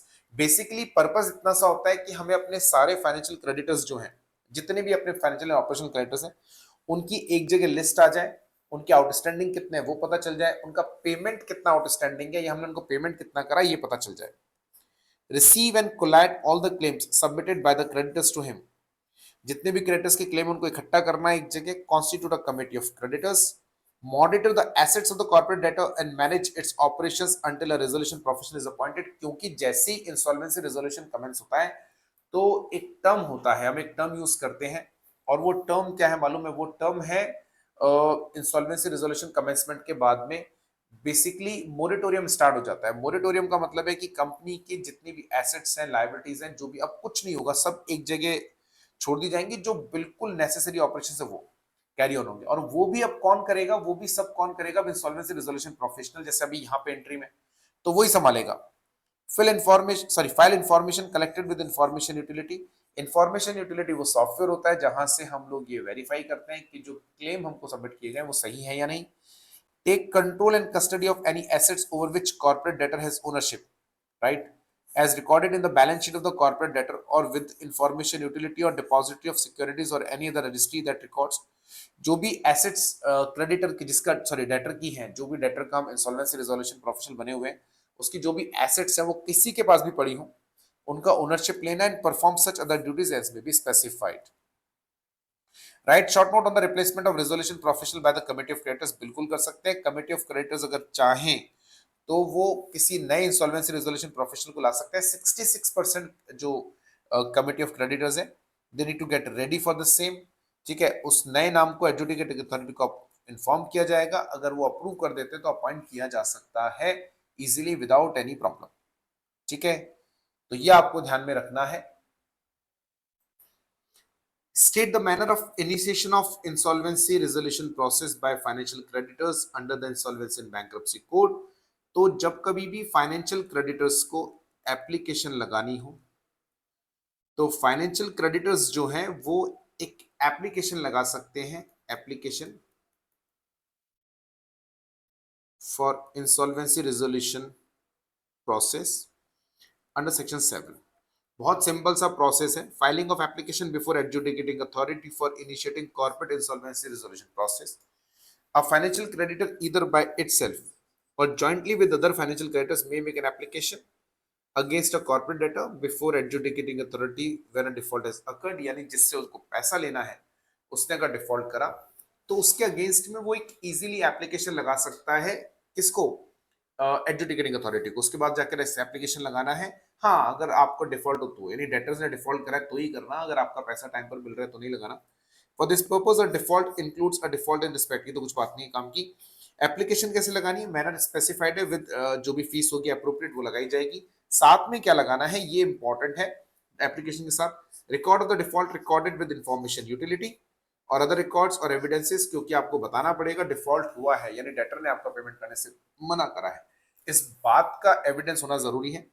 The name of the resolution professional, मैंने आपको भी थोड़ी देर पहले कहा था कि आपको एप्लीकेशन के अंदर नाम देना पड़ता है जिसको आप अपना इंसॉल्वेंसी रेजोल्यूशन प्रोफेशनल के तौर पे अपॉइंट करना चाहते हैं। Any other information as may be specified by the board. Right, duty of adjudicating authority shall within 14 days of receipt of application ascertain existence of default. अब चूंकि आपने तो एप्लीकेशन लगा दी और एप्लीकेशन में आपने मेंशन कर दिया कि मुझे इस कॉर्पोरेट डेटर से इतना इतना पैसा लेना था और उस कॉर्पोरेट डेटर ने मेरा पैसा नहीं दिया। आपने एप्लीकेशन लगा दी, आपने बकायदा रिकॉर्ड भी लगा दिया, एविडेंस भी लगा दिया डिफॉल्ट का, लेकिन जैसे ही आपकी एप्लीकेशन गई तो एडजुडिकेटिंग अथॉरिटी के पास में 14 दिन है एप्लीकेशन को एक्सेप्ट या रिजेक्ट करने के लिए। The adjudicating authority may by order admit such application it is satisfied. अब जैसे ही 14 दिन के अंदर अंदर जनरली एप्लीकेशन का एक्सेप्टेंस या रिजेक्शन हो जाता है। यदि एडजुडिकेटिंग अथॉरिटी कंफर्म हो जाता है कि डिफॉल्ट है और आपने जो इंसॉल्वेंसी रिजोल्यूशन की एप्लीकेशन लगाई है वो भी कंप्लीट है और जिस बंदे का नाम आपने दिया है, क्योंकि तीन चीजें लगाई थी ना, एक तो डिफॉल्ट है तो वो हमने वेरीफाई कर लिया, एप्लीकेशन के साथ डॉक्यूमेंट लगाने तो वो भी आपने लगा दिए, और जिस बंदे का नाम आपने दिया है कि भैया इसको मैं अपना इंसॉल्वेंसी रिजोल्यूशन प्रोफेशनल बनाना चाहता हूँ, वो बंदे में कोई डिसिप्लिनरी उसके ऊपर एक्शन भी नहीं चल रहा। मतलब जैसे फॉर एग्जांपल वो चार्टर्ड अकाउंटेंट है तो आईसीआई में, सीएमए है तो आईसीएमआई में, एडवोकेट है तो बार काउंसिल में, ऐसा। Rejection of application by the adjudicating authority. The adjudicating authority may, by order, reject such application if it is satisfied that default has not occurred. यदि default अगर reject होने के बाद सिंपल से रीजन है default है ही नहीं, या आपकी एप्लीकेशन प्रॉपर नहीं है, या जिस बंदे का नाम आपने दिया उसके ऊपर कोई डिसिप्लिनरी प्रोसीडिंग, मतलब इसका उल्टा कर लो, इसका अपोजिट करा, तो उन केसेस में आपकी एप्लीकेशन क्या हो जाएगी? Reject. Commencement of corporate insolvency resolution process. The corporate insolvency resolution process shall commence from the date of admission of application by adjudicating। ये हमने आपको थोड़ी देर पहले बताया था। जिस दिन आपकी एप्लीकेशन एक्सेप्ट हो जाती है उसको बोलते हैं इंसॉल्वेंसी रेजोल्यूशन कमेंसमेंट डेट। ठीक है, आगे चलते हैं। The insolvency bankruptcy code 2016 is not applicable to corporates in the finance sector. Explain. देखिए, बैंकिंग या फाइनेंशियल इंस्टीट्यूशंस पे ये नहीं लगता। Code not applicable to financial service providers like banks हैं या फाइनेंशियल इंस्टीट्यूशंस हैं। उसके पीछे लॉजिक है, लॉजिक ये है कि उनके पास अपना अलग मैकेनिज्म है रिकवर करने का लोन, उनके अपने प्रोटोकॉल्स अलग होते हैं, उनके अपने एक सिस्टम होता है जब वो लोग लोन ग्रांट करते हैं तो उस समय भी कई बातों को ध्यान में रखकर इस तरीके से लोन दिया जाता है।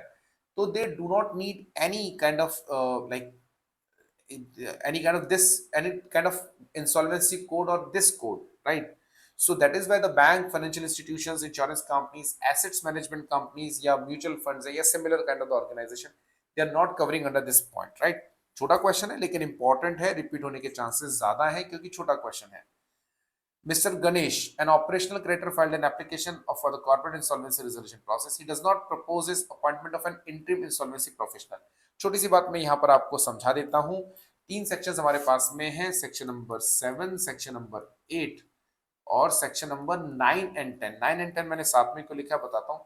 ये बेसिकली किस चीज के बारे में है? ये है application for insolvency resolution. Application for insolvency resolution. आपको अगर सेक्शन नंबर याद ना भी रहे तो कोई खास बात नहीं, उससे दिमाग लगाने की आपको जरूरत नहीं है, परेशान मत होना, आप तो सीधा याद कर लेना। सेक्शन नंबर अगर यहाँ याद नहीं रहता तो भी चलेगा, मैं सीधा समझा देता हूँ, कुछ बच्चे कंफ्यूज होंगे। Application for insolvency resolution by financial creditor. Second है application for insolvency resolution by operational creditor, ये आता है 8 और 9 में। And application for insolvency resolution by debtor. देखो इंसॉल्वेंसी रेजोल्यूशन डेटर का होता है। डेटर वो व्यक्ति जिससे हमें पैसा लेना है और वो चूंकि पैसा नहीं दे पा रहा, इसीलिए उसकी इंसॉल्वेंसी का प्रोसेस होता है। अच्छा यहाँ एक चीज और मैं छोटी सी बता दूं, वैसे तो खैर बहुत छोटी सी बात है। एक वर्ड होता है इंसॉल्वेंसी, एक वर्ड होता है बैंक्रप्सी, दोनों में डिफरेंस होता है। इंसॉल्वेंसी एंड बैंक्रप्सी में क्या डिफरेंस होता है? बैंक्रप्सी तो वो पोजीशन है, वो सिचुएशन है जहां पर कोर्ट ने या किसी भी लीगल अथॉरिटी ने डिक्लेयर कर दिया कि आपके पास पैसे है ही नहीं, यानी आपकी एसेट्स कम है, लायबिलिटीज ज्यादा है। So when this is officially declared by the court or by any judicial authority or by any approved authority कि ये फलाना व्यक्ति या this person या company has lost its assets or his assets and his liabilities are greater than assets. So official declaration is a bankruptcy. But उससे पहले की जो पोजीशन है, जब आपकी एसेट्स लाइबिलिटीज से कम है या सिचुएशन ऐसी है कि आप पे नहीं कर पा रहे, but you still have not been declared by any official authority, by any judicial authority as insolvent, उसको बोला जाता है इंसॉल्वेंसी। तो बैंक्रप्सी एंड इंसॉल्वेंसी जो है वो एक अलग अलग स्टेट ऑफ पोजीशन है टाइम के हिसाब से। जब तक कोर्ट डिक्लेयर ना कर दे आप इंसॉल्वेंट है, अब बैंक्रप्ट है, तब तक आप इंसॉल्वेंट है। अब देखो बैंक कोर्ट ने डिक्लेयर कर दिया बैंकरप्ट है, इसका कोई सोल्यूशन नहीं। अब तो आपके एसेट्स को सेल किया जाएगा, लाइबिलिटीज को पे किया जाएगा, और जो लाइबिलिटीज बच गई उनका पेमेंट नहीं हो पाएगा। लेकिन इंसॉल्वेंसी कैसी सिचुएशन है जिससे बाहर आया जा सकता है, यानी अगर हम प्रॉपर मेजर्स अडॉप्ट करें तो there is a possibility that it can come out from insolvency. For that purpose this act has been introduced. दो इस एक्ट में बैंक्रप्सी के आगे का प्रोसेस भी दिया हुआ है, लेकिन इस एक्ट में मेजरली फोकस किया गया है इंसॉल्वेंसी से बाहर आने के तरीकों के ऊपर। और इसीलिए हमने बोला कि जो डेटर है जिसका इंसॉल्वेंसी हो रहा है, वो खुद भी एप्लीकेशन लगा सकता है कि सर मुझे लगता है कि मैं अपनी एसेट्स से अपनी लाइबिलिटीज पे नहीं कर पाऊंगा, बट मैं बैंकरप्ट नहीं होना चाहता, so please find out some solution. या वो खुद ही सोल्यूशन बता देगा, बस वो अप्रूवल ले रहा है कि सर मैं ये अडॉप्ट कर लूं क्या। ऐसे ही फाइनेंशियल क्रेडिटर्स या ऑपरेशनल क्रेडिटर्स है, वो लोग भी एप्लीकेशन लगा सकते हैं, यानी उन्हें किसी से पैसा लेना है और अनफॉर्चुनेटली उनको अपना पैसा नहीं मिला, so they can make an application to the insolvency board और एडजुडिकेटिंग अथॉरिटी कि भैया हमको इस डेटर से पैसा लेना था, ये हमें पैसा नहीं दे रहा, तो हमारा आपसे नम्र निवेदन है कि कृपया आप इसे को बोले या कुछ हम सोल्यूशन बता रहे हैं वो करो, शायद इस इंसॉल्वेंसी से बाहर आ जाए, हमको पैसा दे दे। ठीक है ना। अब ये एप्लीकेशन फाइनेंशियल क्रेडिटर भी लगा सकता है, ऑपरेशनल क्रेडिटर भी। एप्लीकेशन लगाने का प्रोसेस काफी हद तक सेम है, दोनों में आपको एप्लीकेशन प्रिस्क्राइब फॉर्मेट में लगानी है, फीस जमा करानी है, डिफॉल्ट का एविडेंस दोनों में ही देना होता है। ऑपरेशनल क्रेडिटर वाले में थोड़े एविडेंस ज्यादा देने होते हैं। ऑपरेशनल क्रेडिटर वाले का में आपको वो इनवॉइस की कॉपी भी लगानी पड़ती है। जनरली फाइनेंशियल क्रेडिटर या ऑपरेशनल क्रेडिटर में फर्क क्या होता है? ऑपरेशनल क्रेडिटर्स उन कमोडिटी उन ड्यूज के लिए होते हैं जिसे आपने कुछ सामान वगैरह बेचा, कंपनी को सप्लाई करा था मटेरियल वगैरह, उसका पैसा लेना है। फाइनेंशियल क्रेडिटर्स जनरली वो होता है जिन्होंने कंपनी को किसी तरीके से पैसा दिया हुआ है, फाइनेंस करा हुआ है और वो पैसा नहीं आ रहा। तो ऑपरेशनल क्रेडिटर के केस में आपको उस इनवॉइस की कॉपी लगानी पड़ेगी जिस इनवॉइस से आपने कंपनी को माल बेचा था या डेटर को माल बेचा था, उससे पेमेंट नहीं आया इस बात का एविडेंस लगाना पड़ेगा, यानी बैंक स्टेटमेंट वगैरह आपको दिखाने पड़ेंगे।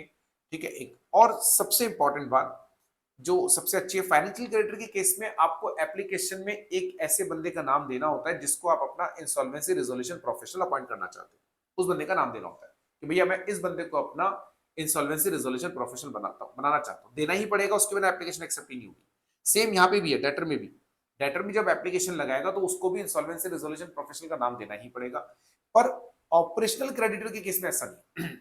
डेटर एप्लीकेशन लगा रहा है, फाइनेंशियल क्रेडिटर एप्लीकेशन लगा रहा है, तो आपको नाम देना जरूरी है। लेकिन अगर ऑपरेशनल क्रेडिटर एप्लीकेशन लगा रहा है तो वो चाहे तो इंसॉल्वेंसी रिजोल्यूशन प्रोफेशनल का नाम सजेस्ट कर भी सकता है और नहीं भी कर सकता। अब जैसे हमारे यहाँ क्वेश्चन है, यहाँ पे ऑपरेशनल क्रेडिटर ने एप्लीकेशन लगाई है पर उन्होंने इंटरिम इंसॉल्वेंसी रिजोल्यूशन प्रोफेशनल का नाम नहीं दिया, तो क्या उनकी एप्लीकेशन एक्सेप्ट हो सकती है? क्या बिल्कुल हो सकती है, कोई दिक्कत वाली बात नहीं, एक्सेप्टेबल है। इस वाले केस में एक्सेप्ट नहीं होती। ठीक है।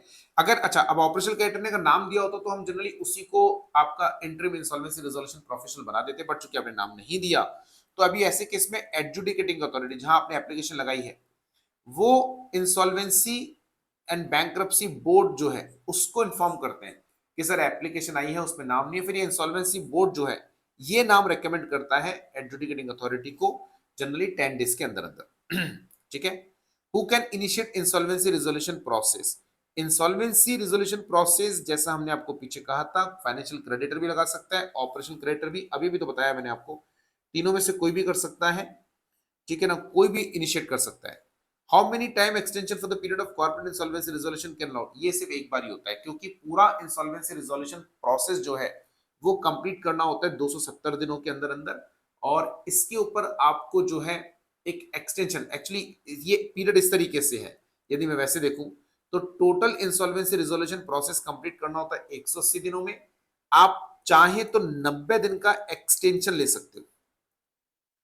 अच्छा, ये एक्सटेंशन लेना भी इतना आसान नहीं होता। एक्सटेंशन के लिए पहले कमिटी ऑफ क्रेडिटर्स को रेजोल्यूशन पास करना पड़ता है, फिर उसके बाद में एडजुडिकेटिंग अथॉरिटी के पास जाता है, फिर वो बोर्ड के पास भेजते हैं, वहां से अप्रूवल होता है, तब एक्सटेंशन होता है। अच्छा, फास्ट ट्रैक अगर इंसॉल्वेंसी रेजोल्यूशन प्रोसेस, तो उसमें ये ऐसे कर देना,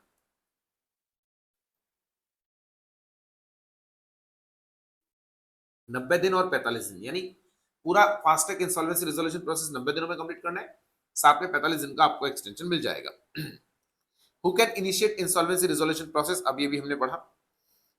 explain the applicability of insolvency code, ये भी हमने ऊपर पढ़ लिया, सबके ऊपर एप्लीकेबल होता है। Companies under special act companies है वो भी, LLP, other body corporates, partnership firm, personal guarantors भी है, पार्टनरशिप फर्म और प्रोप्राइटरी फर्म्स, एलएलपी वगैरह सब पे लागू होगा। Who are the persons not entitled to, ये भी हम ऑलरेडी पढ़ चुके हैं कि किन किन के ऊपर आईबीसी में एप्लीकेशन लगाने का एलिजिबल नहीं है, ऊपर हम पढ़कर आए थे। प्रैक्टिकल क्वेश्चंस की तरफ चलते हैं। Everlasting limited went into liquidation, XYZ limited bank with secured creditors decided to realize the security interest by informing liquidator of such security interest and identify assets, कहाँ गया, subject to which such security interest has to be realized. Liquidator denied that XYZ Bank Limited to enforce its security interest as said secured creditor is not a part of committee of creditors. Threw a light on the stated situation and examining on the validity of the stand taken by the liquidator. पहली बात तो ये, यहां हो सकता है कि कुछ बच्चों को सीधा आंसर लिख दें कि ये एक्ट बैंक पे नहीं लगता, हेंस यहाँ बैंक पे नहीं लगता, करेक्ट, एक्ट बैंक पे नहीं लगता, ये तो बात ठीक है, लेकिन यहाँ लिक्विडेशन जो हो रहा है वो बैंक का नहीं हो रहा है, वो एवरलास्टिंग कॉर्पोरेशन या एवरलास्टिंग लिमिटेड का हो रहा है, जो कि बैंक नहीं है। उसने बैंक से लोन ले रखा था, लोन नहीं चुकाया, इसीलिए बैंक उसका लिक्विडेशन करवा रहा है। अब लिक्विडेशन में क्या होता है, लिक्विडेशन के टाइम पे जो एसेट्स होती है वो लिक्विडेटर पॉइंट होता है, लिक्विडेशन के टाइम पे लिक्विडेटर पॉइंट होगा, वो इसमें भी है, इंसॉल्वेंसी में भी ऐसे होता है कि इंसॉल्वेंसी रेजोल्यूशन की एप्लीकेशन लगाई एंड अगर अनफॉर्चुनेटली इंसॉल्वेंसी रेजोल्यूशन काम नहीं करता, इंसॉल्वेंसी रेजोल्यूशन का प्रोसेस काम नहीं कर पा रहा, हम उसको नहीं ऑपरेट कर पा रहे, तो ऐसे केस में होता ये है कि जो इंसॉल्वेंसी बोर्ड है वो उसके लिक्विडेशन को ऑर्डर देता है कि भैया हमने कोशिश कर ली इसकी इंसॉल्वेंसी दूर करने की, लेकिन इसकी इंसॉल्वेंसी दूर नहीं हो पा रही, सो अनफॉर्चुनेटली हमें इसका लिक्विडेशन करना पड़ेगा। ठीक है, अब लिक्विडेशन पर क्या होता है, जो एसेट्स हैं उनको दो कैटेगरी में डिवाइड करते हैं, सिक्योर्ड, अनसिक्योर्ड। सिक्योर्ड एसेट्स का मतलब है जो कि किसी ना किसी बैंक, फाइनेंशियल इंस्टीट्यूशन या क्रेडिटर के पास में गिरवी पड़ी है, तो उनका राइट पहला, उनके उस एसेट्स पे पहला राइट उन्हीं का होगा, लाजमी सी बात है, क्योंकि उनके पास में वो गिरवी पड़ी है तो पहला अधिकार तो उन्हीं का है ना यार, लाजमी सी बात है, उनका राइट है। वो एसेट्स को अपने पास ले लेंगे, वो चाहे तो ले भी सकते हैं, उनको बेचें, पैसा जो भी बचेगा वो पैसा वो किसको दे देंगे, लिक्विडेटर को, और अगर पैसा कम पड़ता है तो लिक्विडेटर से मांग लेंगे, और नहीं तो वो अपना राइट सरेंडर कर सकते हैं, वो अपना राइट इसको बोलते हैं हम लोग बेसिकली, आपने अपना राइट जो है रिलिंक्विश कर दिया और किसको दे दिया, आपने आपने लिक्विडेटर को दे दिया कि भैया ये एसेट आप ही बेचो, लेकिन इससे जो पैसा मिले वो हमको देना, यानी अपनी बेचने की जो मेहनत थी वो आपने बचा ली, उसके बदले में आपने लिक्विडेटर को बोला कि भैया ये एसेट्स आप ही रख लें और आप हमें बेच के इसका पैसा दे देना। Is it possible? हाँ, बिल्कुल ये किया जा सकता है, इसमें कोई दिक्कत नहीं है। तो जो XYZ लिमिटेड बैंक है वो चाहता है कि हम लोग, अच्छा इसको सिक्योरिटी इंटरेस्ट बोलते हैं, जब आपको एसेट गिरवी रखते हो ना किसी के पास में, तो गिरवी रखने को बोलते हैं सिक्योरिटी इंटरेस्ट, आपने गिरवी रख दिया। जैसे आज अगर मैंने अपनी कार कहीं पे गिरवी रखी तो मतलब मेरी कार के सिक्योरिटी इंटरेस्ट उनके पास चले गए, तो वो अगर मैं लोन नहीं चुकाता है तो वो अपना सिक्योरिटी इंटरेस्ट को एक्साइज कर सकते हैं। अपने सिक्योरिटी इंटरेस्ट को एक्साइज करने का मतलब है कि वो सिक्योरिटी इंटरेस्ट को जो है एक्साइज करके एसेट्स को बेच सकते हैं। अब यहां पर भी कुछ ऐसा ही हो रहा है, बैंक जो है वो ये कहता है कि भैया हम तो सिक्योरिटी इंटरेस्ट एक्साइज करेंगे, कंपनी कहती है नहीं आप ऐसा नहीं कर सकते, हम लिक्विडेशन में जा रहे हैं। लिक्विडेटर ने मना कर दिया, उसने कहा भी क्यों, क्योंकि बोले जो सिक्योर्ड क्रेडिटर है, ठीक है ना, वो कह रहे हैं कि बैंक ऐसा कह रहा है, मतलब लिक्विडेटर ऐसा कह रहा है कि बैंक को कि भैया आप हमारे क्रेडिटर के लिस्ट में तो हो, पर कमिटी ऑफ क्रेडिटर में आप नहीं थे। कमिटी ऑफ क्रेडिटर में कौन होता है? कमिटी ऑफ क्रेडिटर में ऑपरेशनल क्रेडिटर नहीं होते, फाइनेंशियल क्रेडिटर होते हैं, उनके रिप्रेजेंटेटिव्स। ऑपरेशनल क्रेडिटर तो होते ही नहीं है, फाइनेंशियल क्रेडिटर्स या उनके रिप्रेजेंटेटिव। अब कमिटी ये कहकर उसको डिनाई कर रहे हैं। देखिए ये कोई लॉजिक ही नहीं। आज कोई भी फाइनेंशियल क्रेडिटर है या कोई भी क्रेडिटर है, अगर वो सिक्योर्ड क्रेडिटर है तो उसका राइट है कि जो एसेट्स कंपनी ने गिरवी रखी थी उसके पास, जो कि रहेगी कंपनी के पास, लेकिन उसकी ओनरशिप, उसके राइट्स, उसके सिक्योरिटी इंटरेस्ट उस बैंक के पास थे या उस क्रेडिटर के पास थे। अगर वो क्रेडिटर कमिटी ऑफ क्रेडिटर में नहीं भी है तो भी कोई फर्क नहीं पड़ता। If is a secured creditor, if he is a secured creditor, then the secured creditor is entitled to have, secured creditor is entitled to have that asset in his favour. वो अपने फेवर में ले सकता है और उसे बेच के पैसा रियलाइज कर सकता है। हाँ, बचा हुआ पैसा आपको वापस करना पड़ेगा अनडाउटेडली। तो यहाँ पर जो लिक्विडेटर का ये है, ये allowed, hence it is not compulsory under the code that financial credit to be a part of committee of creditor to enforce security interest। ऐसा कोई नहीं है, आप लगा सकते हो, बस आप सिक्योर्ड क्रेडिटर होने चाहिए। ठीक है, तो ये आपको ध्यान में रखना है।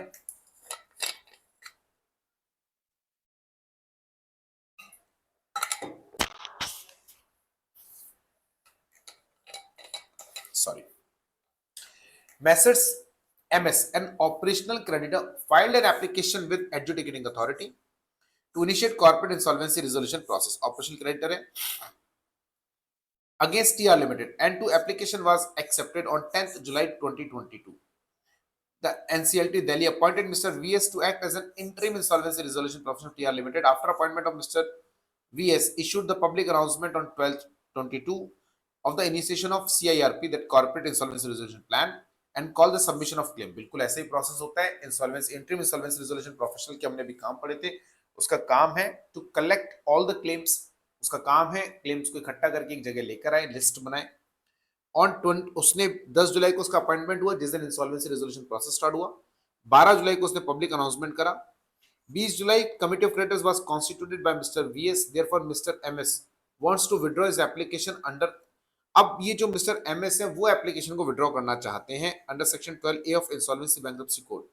However, Mr. VS denied filing a withdrawal application, stating that committee of creditors has already been। ठीक है, अब हुआ ये कि भैया सब कुछ कार्यक्रम हो गया। 10 तारीख को इंसॉल्वेंसी रिजोल्यूशन प्रोसेस स्टार्ट हो गया। वहां से मिस्टर एमएस वीआर को भी अपॉइंट कर दिया गया। उन्होंने 12 तारीख तक सारे क्रेडिटर्स को इन्फॉर्म कर दिया कि भैया अपने अपने क्लेम दो, क्योंकि अब इंसॉल्वेंसी रिजोल्यूशन होता है तो सारे क्रेडिटर्स का पेमेंट किया जाता है। तो उसने सबको इन्फॉर्म कर दिया कि भैया अपने अपने क्लेम दो। अब उनके क्लेम आने वाले थे सबके, ध्यान दीजिएगा जरा। फिर क्लेम आए तो उन्होंने 20 तारीख तक कमेटी ऑफ क्रेडिटर बना दी। उसके बाद जाकर मिस्टर एमएस, जिन्होंने एप्लीकेशन लगाई थी, वो कहते हैं यार मैं तो अपनी एप्लीकेशन वापस ले रहा हूं, मुझे इसका इंसॉल्वेंसी रिजोल्यूशन नहीं कराना।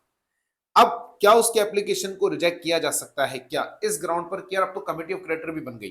तो देखो, is Mr VS right to deny Mr MS to file a withdrawal application is with NCLT Delhi, explain in detail. क्या ये अलाउड है क्या?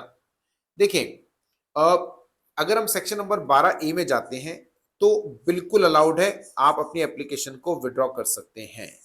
इसको लेकर कहीं कोई मनाही नहीं है। ठीक है, लेकिन an application made by the applicant with approval of 90% voting share of the committee of creditor in such a manner is required। अब देखो, ये तो वो हो गया ना, चिंगारी लगा के आग भड़का दी और अब आप पीछे हट गए। ये तो वो आपने बड़ा अजीब सा काम कर दिया। आप ही ने तो कंपनी का corporate insolvency resolution process start करा। आपके अलावा और भी बहुत सारे क्रेडिटर्स थे, किसी ने नहीं बोला। हो सकता है आपने बोला क्योंकि हो सकता है शायद आपका पेमेंट ना मिला हो, बाकियों को मिल गया हो, इसलिए नहीं बोला। मान लिया, ये बात तो हमने आपकी एग्री कर ली कि बाकियों का इंसॉल्वेंसी रिजोल्यूशन प्रोसेस स्टार्ट नहीं हुआ। क्यों नहीं हुआ? बाकियों ने एप्लीकेशन क्यों नहीं लगाई? शायद उनको पैसा मिला। ये क्या मुद्दा भी नहीं है। ये कोई जरूरी भी नहीं है कि सब लोग एप्लीकेशन लगाए, एक भी लगाएगा एप्लीकेशन एक्सेप्टेबल है। अच्छा, यहाँ पर ऑपरेशन मिसमैनेजमेंट की तरह वो कंडीशन तो है ही नहीं कि 1/10 लगाएं या 10% लगाएं। या तो एक सिंगल क्रेडिटर भी एप्लीकेशन लगाना चाहता है, लगा सकता है, कोई फर्क नहीं पड़ता। लेकिन अगर एक बार एप्लीकेशन लग गई, एक बार अगर एप्लीकेशन लगा दी गई और कमिटी ऑफ क्रेडिटर बन गई, क्योंकि जब एप्लीकेशन लग जाती है, एक्सेप्ट हो जाती है, तो देखो अब सारे क्रेडिटरशिप को बुलाया जाता है, भले ही उन्होंने एप्लीकेशन लगाई थी या नहीं लगाई थी। एक बार अगर एप्लीकेशन लग गई और एक्सेप्ट हो गई तो सारे ही क्रेडिटर्स को बुलाया जाएगा, सारे क्रेडिटर्स आते हैं, उनको बोलते हैं अपना अपना क्लेम सबमिट करो, कितना कितना है और आउटस्टैंडिंग अगर है, और उनसे मिलकर एक कमेटी ऑफ क्रेडिटर बनाई जाती है। क्योंकि अगर कंपनी बाय चांस इंसॉल्वेंसी से बाहर नहीं आ पाई तो लिक्विडेशन होगा। कोशिश तो हमारी यही रहती है कि हम लोग इंसॉल्वेंसी से बाहर आ जाए, बट अगर हम लोग इंसॉल्वेंसी से बाहर नहीं आ पाए किन्हीं भी कारणों से तो लिक्विडेशन होगा। अब ऐसे केस में यार सारे क्रेडिटर से पूछना तो पड़ेगा ना, तो कमेटी ऑफ क्रेडिटर तो बनानी पड़ती। अब कमेटी ऑफ क्रेडिटर बन गई, कमेटी ऑफ क्रेडिटर आ गई। अब कमेटी ऑफ क्रेडिटर के बनने के बाद आप बोल रहे हो मैं एप्लीकेशन विड्रॉ करूंगा, अब तो भैया आपको सबसे पूछना पड़ेगा, अब अकेले से नहीं। आ तो आप अकेले सकते हो, पर जाने के लिए सबका कंसेंट चाहिए। जाने के लिए, यहां से बाहर जाने के लिए आपको सबका कंसेंट चाहिए। अब मकाम आसान नहीं है, अब काम थोड़ा सा मुश्किल है, तो सबका कंसेंट लेना पड़ेगा। सबका कंसेंट लेना पड़ेगा से हमारा क्या मतलब है? सबका कंसेंट लेने से हमारा मतलब ये है कि आपको सबसे पूछना पड़ेगा, कम से कम 90%। So application can be withdrawn if approval of 90% of voting right of committee or creditors is obtained. Right? एक चीज। Would your answer be different in case committee of creditors is not constituted? देखिए अगर committee of constitution बनी नहीं है तो मुद्दा ही खत्म हो गया सारा का सारा। Application for withdrawal through the interim insolvency resolution professional, simple जाके आप एनसीएलटी को बोलो, जाना डायरेक्टली नहीं जाना, आप इंटरिम इंसॉल्वेंसी प्रोफेशनल के थ्रू, डायरेक्टली मत जाना। सो जो इंटरिम इंसॉल्वेंसी प्रोफेशनल है उसके थ्रू आप एप्लीकेशन लगा सकते हो, उसके थ्रू आप एप्लीकेशन लगाओ, ठीक है। वो एप्लीकेशन एडजुडिकेटिंग अथॉरिटी के पास जाएगी with in 3 days of the request of receipt of request. Adjudicating authority आपके एप्लीकेशन को रिजेक्ट या एक्सेप्ट कर लेती है, जनरली एक्सेप्ट कर ही लेती है। The final approval of withdrawal shall be by the way of order pass by the, मैंने पहले कहा था एडजुडिकेटिंग अथॉरिटी फाइनल ऑर्डर देगी।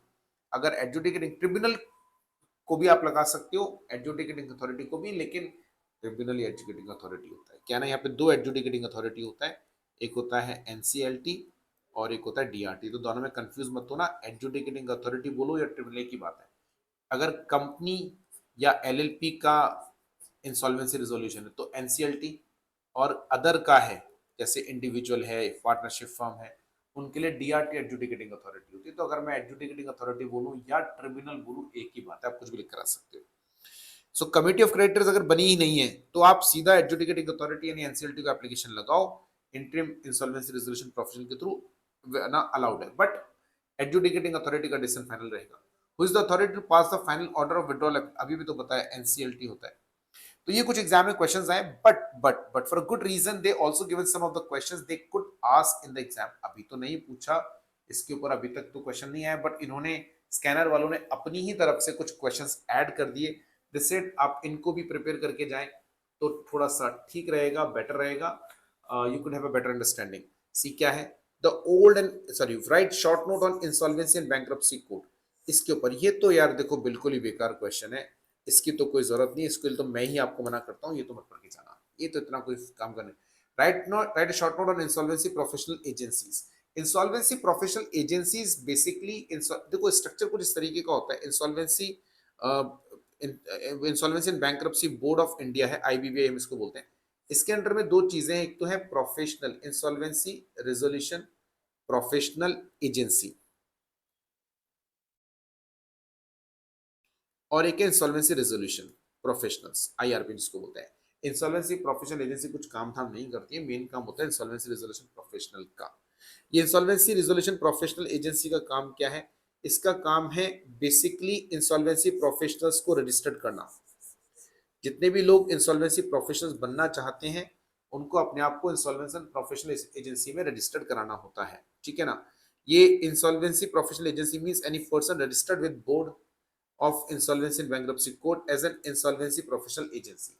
अब कोई भी व्यक्ति, कोई फर्म, एलएलपी, वो जाके अपने आप को इंसॉल्वेंसी बोर्ड के पास as a insolvency professional agency registered कर सकती है। इसका काम है इंसॉल्वेंसी प्रोफेशनल्स को बनाना, उनके लिए स्टैंडर्ड्स डेवलप करना, उनके एग्जाम्स कंडक्ट करना, क्योंकि बनता कौन है? CA, CMA, advocates generally they are allowed but they need to clear an exam. तो वो एग्जाम वगैरह क्लियर करने के बाद में, ठीक है, आपको इंसॉल्वेंसी प्रोफेशनल के तौर पे एक्सेप्ट किया जा सकता है।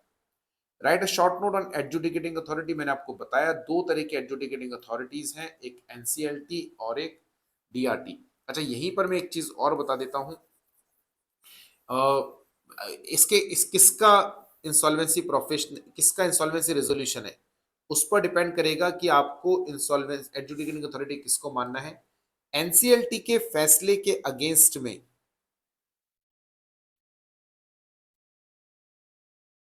अपील कहां लगेगी, ये लगती है एनसीएलएटी में।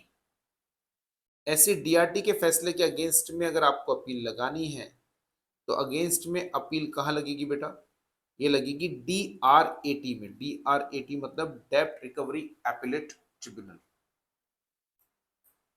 ठीक है, ये आपको ध्यान में रखना है। तो ये इन्होंने छोटा सा बता दिया, मैंने शॉर्ट में बता दिया। कुछ इन्होंने टर्म्स हैं रिलेटेड पार्टी, कुछ काम का नहीं, एग्जाम में कोई नहीं पूछने वाला। पर्सन में सारे लोग आते हैं जो आपने इनकम टैक्स में पढ़े, individual, HUF, UP, BOI, partnership firm, LLP, society, सब आते हैं। फाइनेंशियल डेप्ट, फाइनेंशियल कोई काम की डेफिनेशन नहीं है, इतनी बड़ी बड़ी डेफिनेशन जनरली वो नहीं पूछते, बहुत टिपिकल सी टर्म्स हैं, राइट। फाइनेंशियल इंफॉर्मेशन जरूर आपसे पूछा जा सकता है। फाइनेंशियल डेप्ट तो आप भूल जाओ, याद भी नहीं होगी और आपको पढ़ के जानी भी नहीं है, generally they don't ask such है। फाइनेंशियल इंफॉर्मेशन पर सवाल पूछा जा सकता है आपसे, क्या क्या आता है फाइनेंशियल इंफॉर्मेशन में। जनरली ये जो डेटर होता है उसकी फाइनेंशियल इंफॉर्मेशन चाहिए होती है, क्योंकि उसी का इंसॉल्वेंसी रेजोल्यूशन हो रहा है, तो उसकी इंफॉर्मेशन चाहिए होती है। इसमें आता है रिकॉर्ड्स ऑफ द डेप्ट ऑफ द पर्सन, उसके सर पे जो जो भी डेब्ट्स हैं उनकी पूरी list. Records of the liabilities when the person is solvent. Records of the assets of the person over which security interest has been created. Secured basically ये है list of secured creditors and debtor जिनके ऊपर secured creditor है, मतलब जिनसे पैसा उसने, जिसको उसने पैसा उधार दिया था या जिनसे पैसा रिकवर करना है। Records, if any, of instances of default by the person, record of the balance sheet and cash flow statement, such other information as may be specified. Describe the function of Insolvency and Bankruptcy Board of India. ये लंबी सी list है, कुछ काम का नहीं, इस तरह के सवाल जनरली नहीं पूछे जाते। So these are the some of the questions which they could ask you in exam regarding Insolvency and Bankruptcy code. ठीक है, तो ये आपको आईबीसी कोड की क्वेश्चंस है। चलिए अब आते हैं हमारे पास जो नया एक एक्ट जुड़ा है, बहुत नया तो नहीं है, वैसे पुराना ही है बट बहुत ज्यादा पुराना नहीं है। Laws and regulations relating to the cyber security and data privacy. इसके ऊपर क्या क्या सवाल एग्जाम में आए हुए हैं, देखते हैं कुछ रिपीट हो रहा है क्या। इंसॉल्वेंसी बैंक्रप्सी कोड में तो हमने देखा कुछ क्वेश्चंस रिपीट तो हुए हैं, बहुत ज्यादा तो नहीं बट हाँ रिपीट हुए, 50 to 60% रिपीटेशन है जैसे हमने कहा था आपको। अब ये वाला जो टॉपिक है इसमें क्या होगा, देखो इसमें रिपीटेशन तो बहुत ज्यादा नहीं होने वाला है, क्योंकि हमें अभी पता ही नहीं है किस तरह के क्वेश्चंस एग्जाम में आएंगे, पर जो आए हुए हैं उनसे हमको आइडिया लग जाएगा। लेट्स सी, पहला क्वेश्चन जो पूछा गया जून 2018 में, comment on the punishment for publishing और transmitting obscene material in electronic form as specified in section 67 of IT act 2000। क्या किसी भी तरह के कोई भी मटेरियल जो कि पनिशेबल मटेरियल है या कोई भी ऑब्सीन मटेरियल है उसको इलेक्ट्रॉनिक फॉर्म में पब्लिश करना अलाउड है कि अंडर सेक्शन 67। हम लोग देखते हैं क्या है। As per section 67 of information technology act, whoever publishes or transmits or causes to be published or transmitted in electronic format any material which is lascivious or appears to be prudent interest of its effects such as to tend to deprave or corrupt persons who are likely having regard to the relevant circumstances to read, see, or hear the matter, obtained or embodied it, shall be punished on the first conviction with imprisonment or either description for a term which may extend to 3 years, and with a fine which may extend to 5 lakh rupees, and in the event of second or subsequent conviction, with an imprisonment of either description of a term which may extend to 5 years, and also the fine which may extend to 10 lakh rupees. यदि आपने कोई भी option material जो कि इतना लंबा चौड़ा तो इसके अंदर कुछ काम नहीं था, अगर कोई भी आपने ऐसा मटेरियल जो कि ऑब्सीन मटेरियल है या जो भी मटेरियल आपको लगता है जो कि लेसिवियस है, लेसिवियस मटेरियल का मतलब होता है जो कि संदेहास्पद मटेरियल है जिसमें कुछ गड़बड़ वाला काम है, and which may be against और which may be like against the interest of someone, which could like prejudicial to the interest of someone, तो उसको अगर आपने पब्लिसाइज करा या सोशल मीडिया के थ्रू आपने या इलेक्ट्रॉनिक फॉर्म में कहीं पे भी करा, तो उस केस में आपके ऊपर 3 साल तक की जेल और 5 लाख तक का जुर्माना। अगर आपने पहली बार करा, दूसरी बार करा तो 3 साल की जगह 5 साल तक की जेल और 5 लाख की जगह 10 लाख रुपए तक का जुर्माना आपके ऊपर लगेगा। Discuss the liability of corporate body for the data protection under information technology 2000 क्या लाइबिलिटीज है, क्या किसी भी कॉर्पोरेट को कोई भी डेटा उसके पास में आता है, बिकॉज हम लोग अपना बहुत सारा डेटा कॉर्पोरेट्स को देते हैं, बहुत कॉमन प्रैक्टिस है। आप मोबाइल कार्ड ले रहे हैं, मोबाइल सिम ले रहे हैं, या कोई और भी बहुत सारी जगह ऐसी होती है जहाँ पे we need to submit a lot of our data to the corporates. Do corporates have any responsibility, any liability towards it? हाँ, they have a responsibility. Under Section 43 of Information Technology Act, it lays down the responsibility of manufacturing the security of sensitive personal data or information contained in computer resources. कोई भी sensitive personal information है, कोई भी computer resources में information है, तो उस case में उस information को protect करना बहुत जरूरी है. Because of insufficient security, there is some loss of such data or wrongful gain to a party such data, the corporate shall be liable. अब चूंकि जो सेंसिटिव पर्सनल डेटा था, जैसे आपका नाम, एड्रेस, आईडी वगैरह है, आपके पैन, आधार, अगर उस जिस कॉर्पोरेट को आपने दिया किसी पर्पस के लिए, उसने उसको संभाल के नहीं रखा बिकॉज ऑफ एनी रीजन, और वो डेटा रॉन्गफुली किसी के हाथ में चला गया, गलत तरीके से किसी के हाथ में चला गया, किसी और पर्सन ने उसको मिसयूज कर लिया, तो भैया वो जो कॉर्पोरेट है जिसके पास वो डेटा रखा था, it need to pay compensation by way of damages to the person who suffer the loss. अब आपकी वजह से किसी को नुकसान हुआ तो आपको कॉम्पनसेशन तो देना पड़ेगा. Security here implies maintaining data integrity as well as restraining unauthorized access to such data. अब सिक्योरिटी मेंटेन करने का मतलब क्या है? डेटा की इंटीग्रिटी को रखो, यानी डेटा लीक ना हो, अनऑथराइज्ड एक्सेस ना हो किसी को भी. Usually there is a clause to this effect in this contract signed between the party giving such information and the corporate body receiving it. अब दोनों के बीच में बेसिकली जब भी हम इंफॉर्मेशन देते हैं तो वो कॉर्पोरेट हमें जनरली इस बात के लिए इंश्योर करता ही है कि हम लोग उस डेटा का मिसयूज नहीं करेंगे या डेटा को हम सेफ रखेंगे. तो अगर वो ऐसा नहीं करता तो they will be liable, right? If any person dishonestly and fraudulently does any act under Section 43 of Information Technology Act without the permission of the owner or any other person who is in charge of a computer system network, he shall be punished.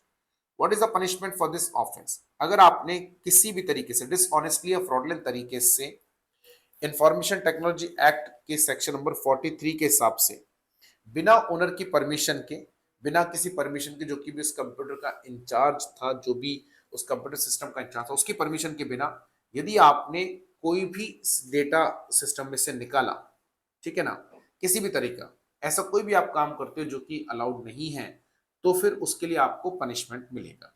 अब सवाल आता है punishment है क्या? If any person dishonestly और fraudulently does any act, he shall be punishable with imprisonment for a term which may extend to 3 years or with a fine which may extend to 5 lakh rupees or with. अभी अभी हम पढ़ कर रहे थे, first time में अगर आपने करा तो 3 साल से लेके 3 साल तक की जेल और 5 लाख रुपए तक का जुर्माना, या दोनों भी हो सकता है. द ऑफेंसेस कौन कौन से हैं देखो, तो इनमें से भैया कोई सी भी गलती मत करना. अगर कर भी रहे हो तो पहली बात तो जो कंप्यूटर ओनर है और या कंप्यूटर हार्डवेयर का ओनर है या सिस्टम को, उससे पूछो, और उसमें भी आपको इलीगल एक्टिविटी नहीं करनी. जैसे dishonestly receiving stolen computer resource और कम्युनिकेशन डिवाइसेस, चोरी करे हुए आप कंप्यूटर डिवाइसेस को परचेज करते हो. आइडेंटिफाई द थेफ्ट, राइट, चोरी करते हो. Cheating with cheating by personate by using computer resources, किसी भी तरह का आजकल करते हैं ना वो फर्जी तरीके से आपके अकाउंट से पैसे निकाल लेते हैं. Violation of privacy, cyber terrorism, publishing और transmitting of material contain sexually explicit act, publishing or transmitting material depicting children in sexually explicit act, misrepresentation, breach of confidentiality and privacy, disclosure of information in breach of lawful contract, publishing electronic signature certificate, DSC बोलते हैं हम लोग इसको, in certain particulars, and publication of fraudulent purposes. यदि आपने किसी भी fraudulent purpose के लिए कोई भी डेटा वगैरह पब्लिश करा. Elaborate the offenses relating to the computers and connected matters therein. कौन-कौन से offenses हो सकते हैं? थोड़ा सा बड़ा क्वेश्चन है, जनरली याद करना बड़ा मुश्किल होता है. उन offenses की लिस्ट सेक्शन 43 से 47 के अंदर उन offenses के बारे में बताया गया है जिन offenses को करने पर, ठीक है, या जिन offenses को offenses relating to computer माना जाता है.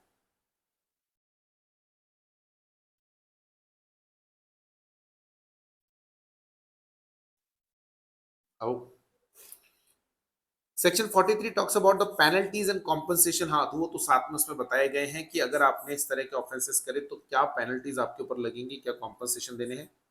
Section 43 of act provides for the penalty for damages inflicted on a computer or computer resource Without the owner's permission or knowledge, the damages are to be paid by the compensation. यदि आपने बिना computer owner, जो ऊपर हमने पढ़ा भी था अभी, बिना कंप्यूटर ओनर की जानकारी के, उसकी नॉलेज के, बिना उसकी परमिशन के अगर कोई भी डेटा वगैरह निकाला तो आपकी लायबिलिटी रहेगी। क्या है देखिए, accesses or secured accesses to such computer system or computer network or computer resources, downloads, copies or extracts any data or computer database or information from such computer system or computer network, including information or data held or stored in any removable storage medium, introduces or causes to be introduced any computer containment or computer virus into any computer system or computer network, damage or cause to be damaged any computer system or computer network data, computer database or in the program, disrupts or causes a disruption of computer system, denies or causes the denial of access to any person, आपने data access करने नहीं दिया किसी व्यक्ति को उसी के computer network में से, provides any assistance to any person to facilitate access to the computer system or computer network in contravention of the provisions of this act, rules and regulation. किसी भी व्यक्ति को आपने नहीं करा बट आपने हेल्प करी किसी व्यक्ति को, तो भी इसी कैटेगरी में आएगा। charges the services availed by a person to the account of another person by tampering with or manipulating any computer, दूसरे के कंप्यूटर में घुसने के लिए आपने किसी बंदे को अलाउ कर दिया चार्जेस लेके, destroy, deletes or alters any information residing in computer resource or diminishes its value or utility or attracts its injurious to any means।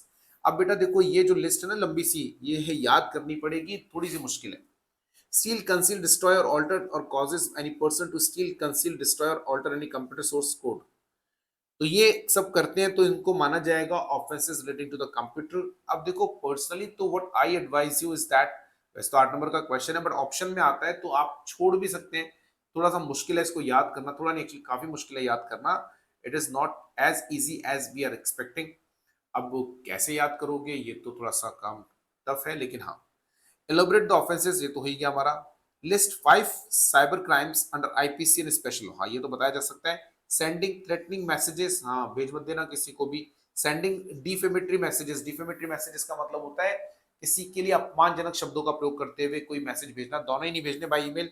Forgery of electronic records, electronic records में कोई गड़बड़ करी। Bogus websites, cyber frauds and email abuse. The business intelligence has some process of work, elucidate the process, कौन सा भैया वो process है जिसको यूज करके बिजनेस इंटेलिजेंस काम करता है। अच्छा बिजनेस इंटेलिजेंस के बारे में थोड़ा बहुत तो आपने इंटर में भी पढ़ा था, पर कोई बात नहीं, यहाँ पे हम लोगों ने पढ़ा था क्लास के अंदर, अगर आपको याद हो बिजनेस इंटेलिजेंस क्या होता है।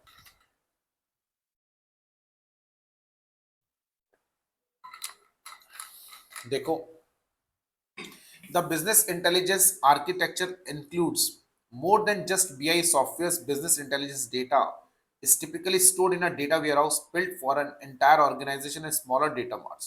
पुराने जमाने में तो क्या होता था, हर कंप्यूटर का अपना हार्ड डिस्क होता था, उसमें हम लोग डेटा स्टोर करते थे, बट वो डेंजरस बहुत होता है। कोई भी कंप्यूटर अगर क्रैश हुआ या किसी भी तरह की कोई भी कुछ प्रॉब्लम होती है कंप्यूटर में, तो फिर वो डेटा गया। So now the days we, अच्छा उसको फिर एक्सेस करना ही बड़ा मुश्किल, like from one computer to other computer we can not access the data.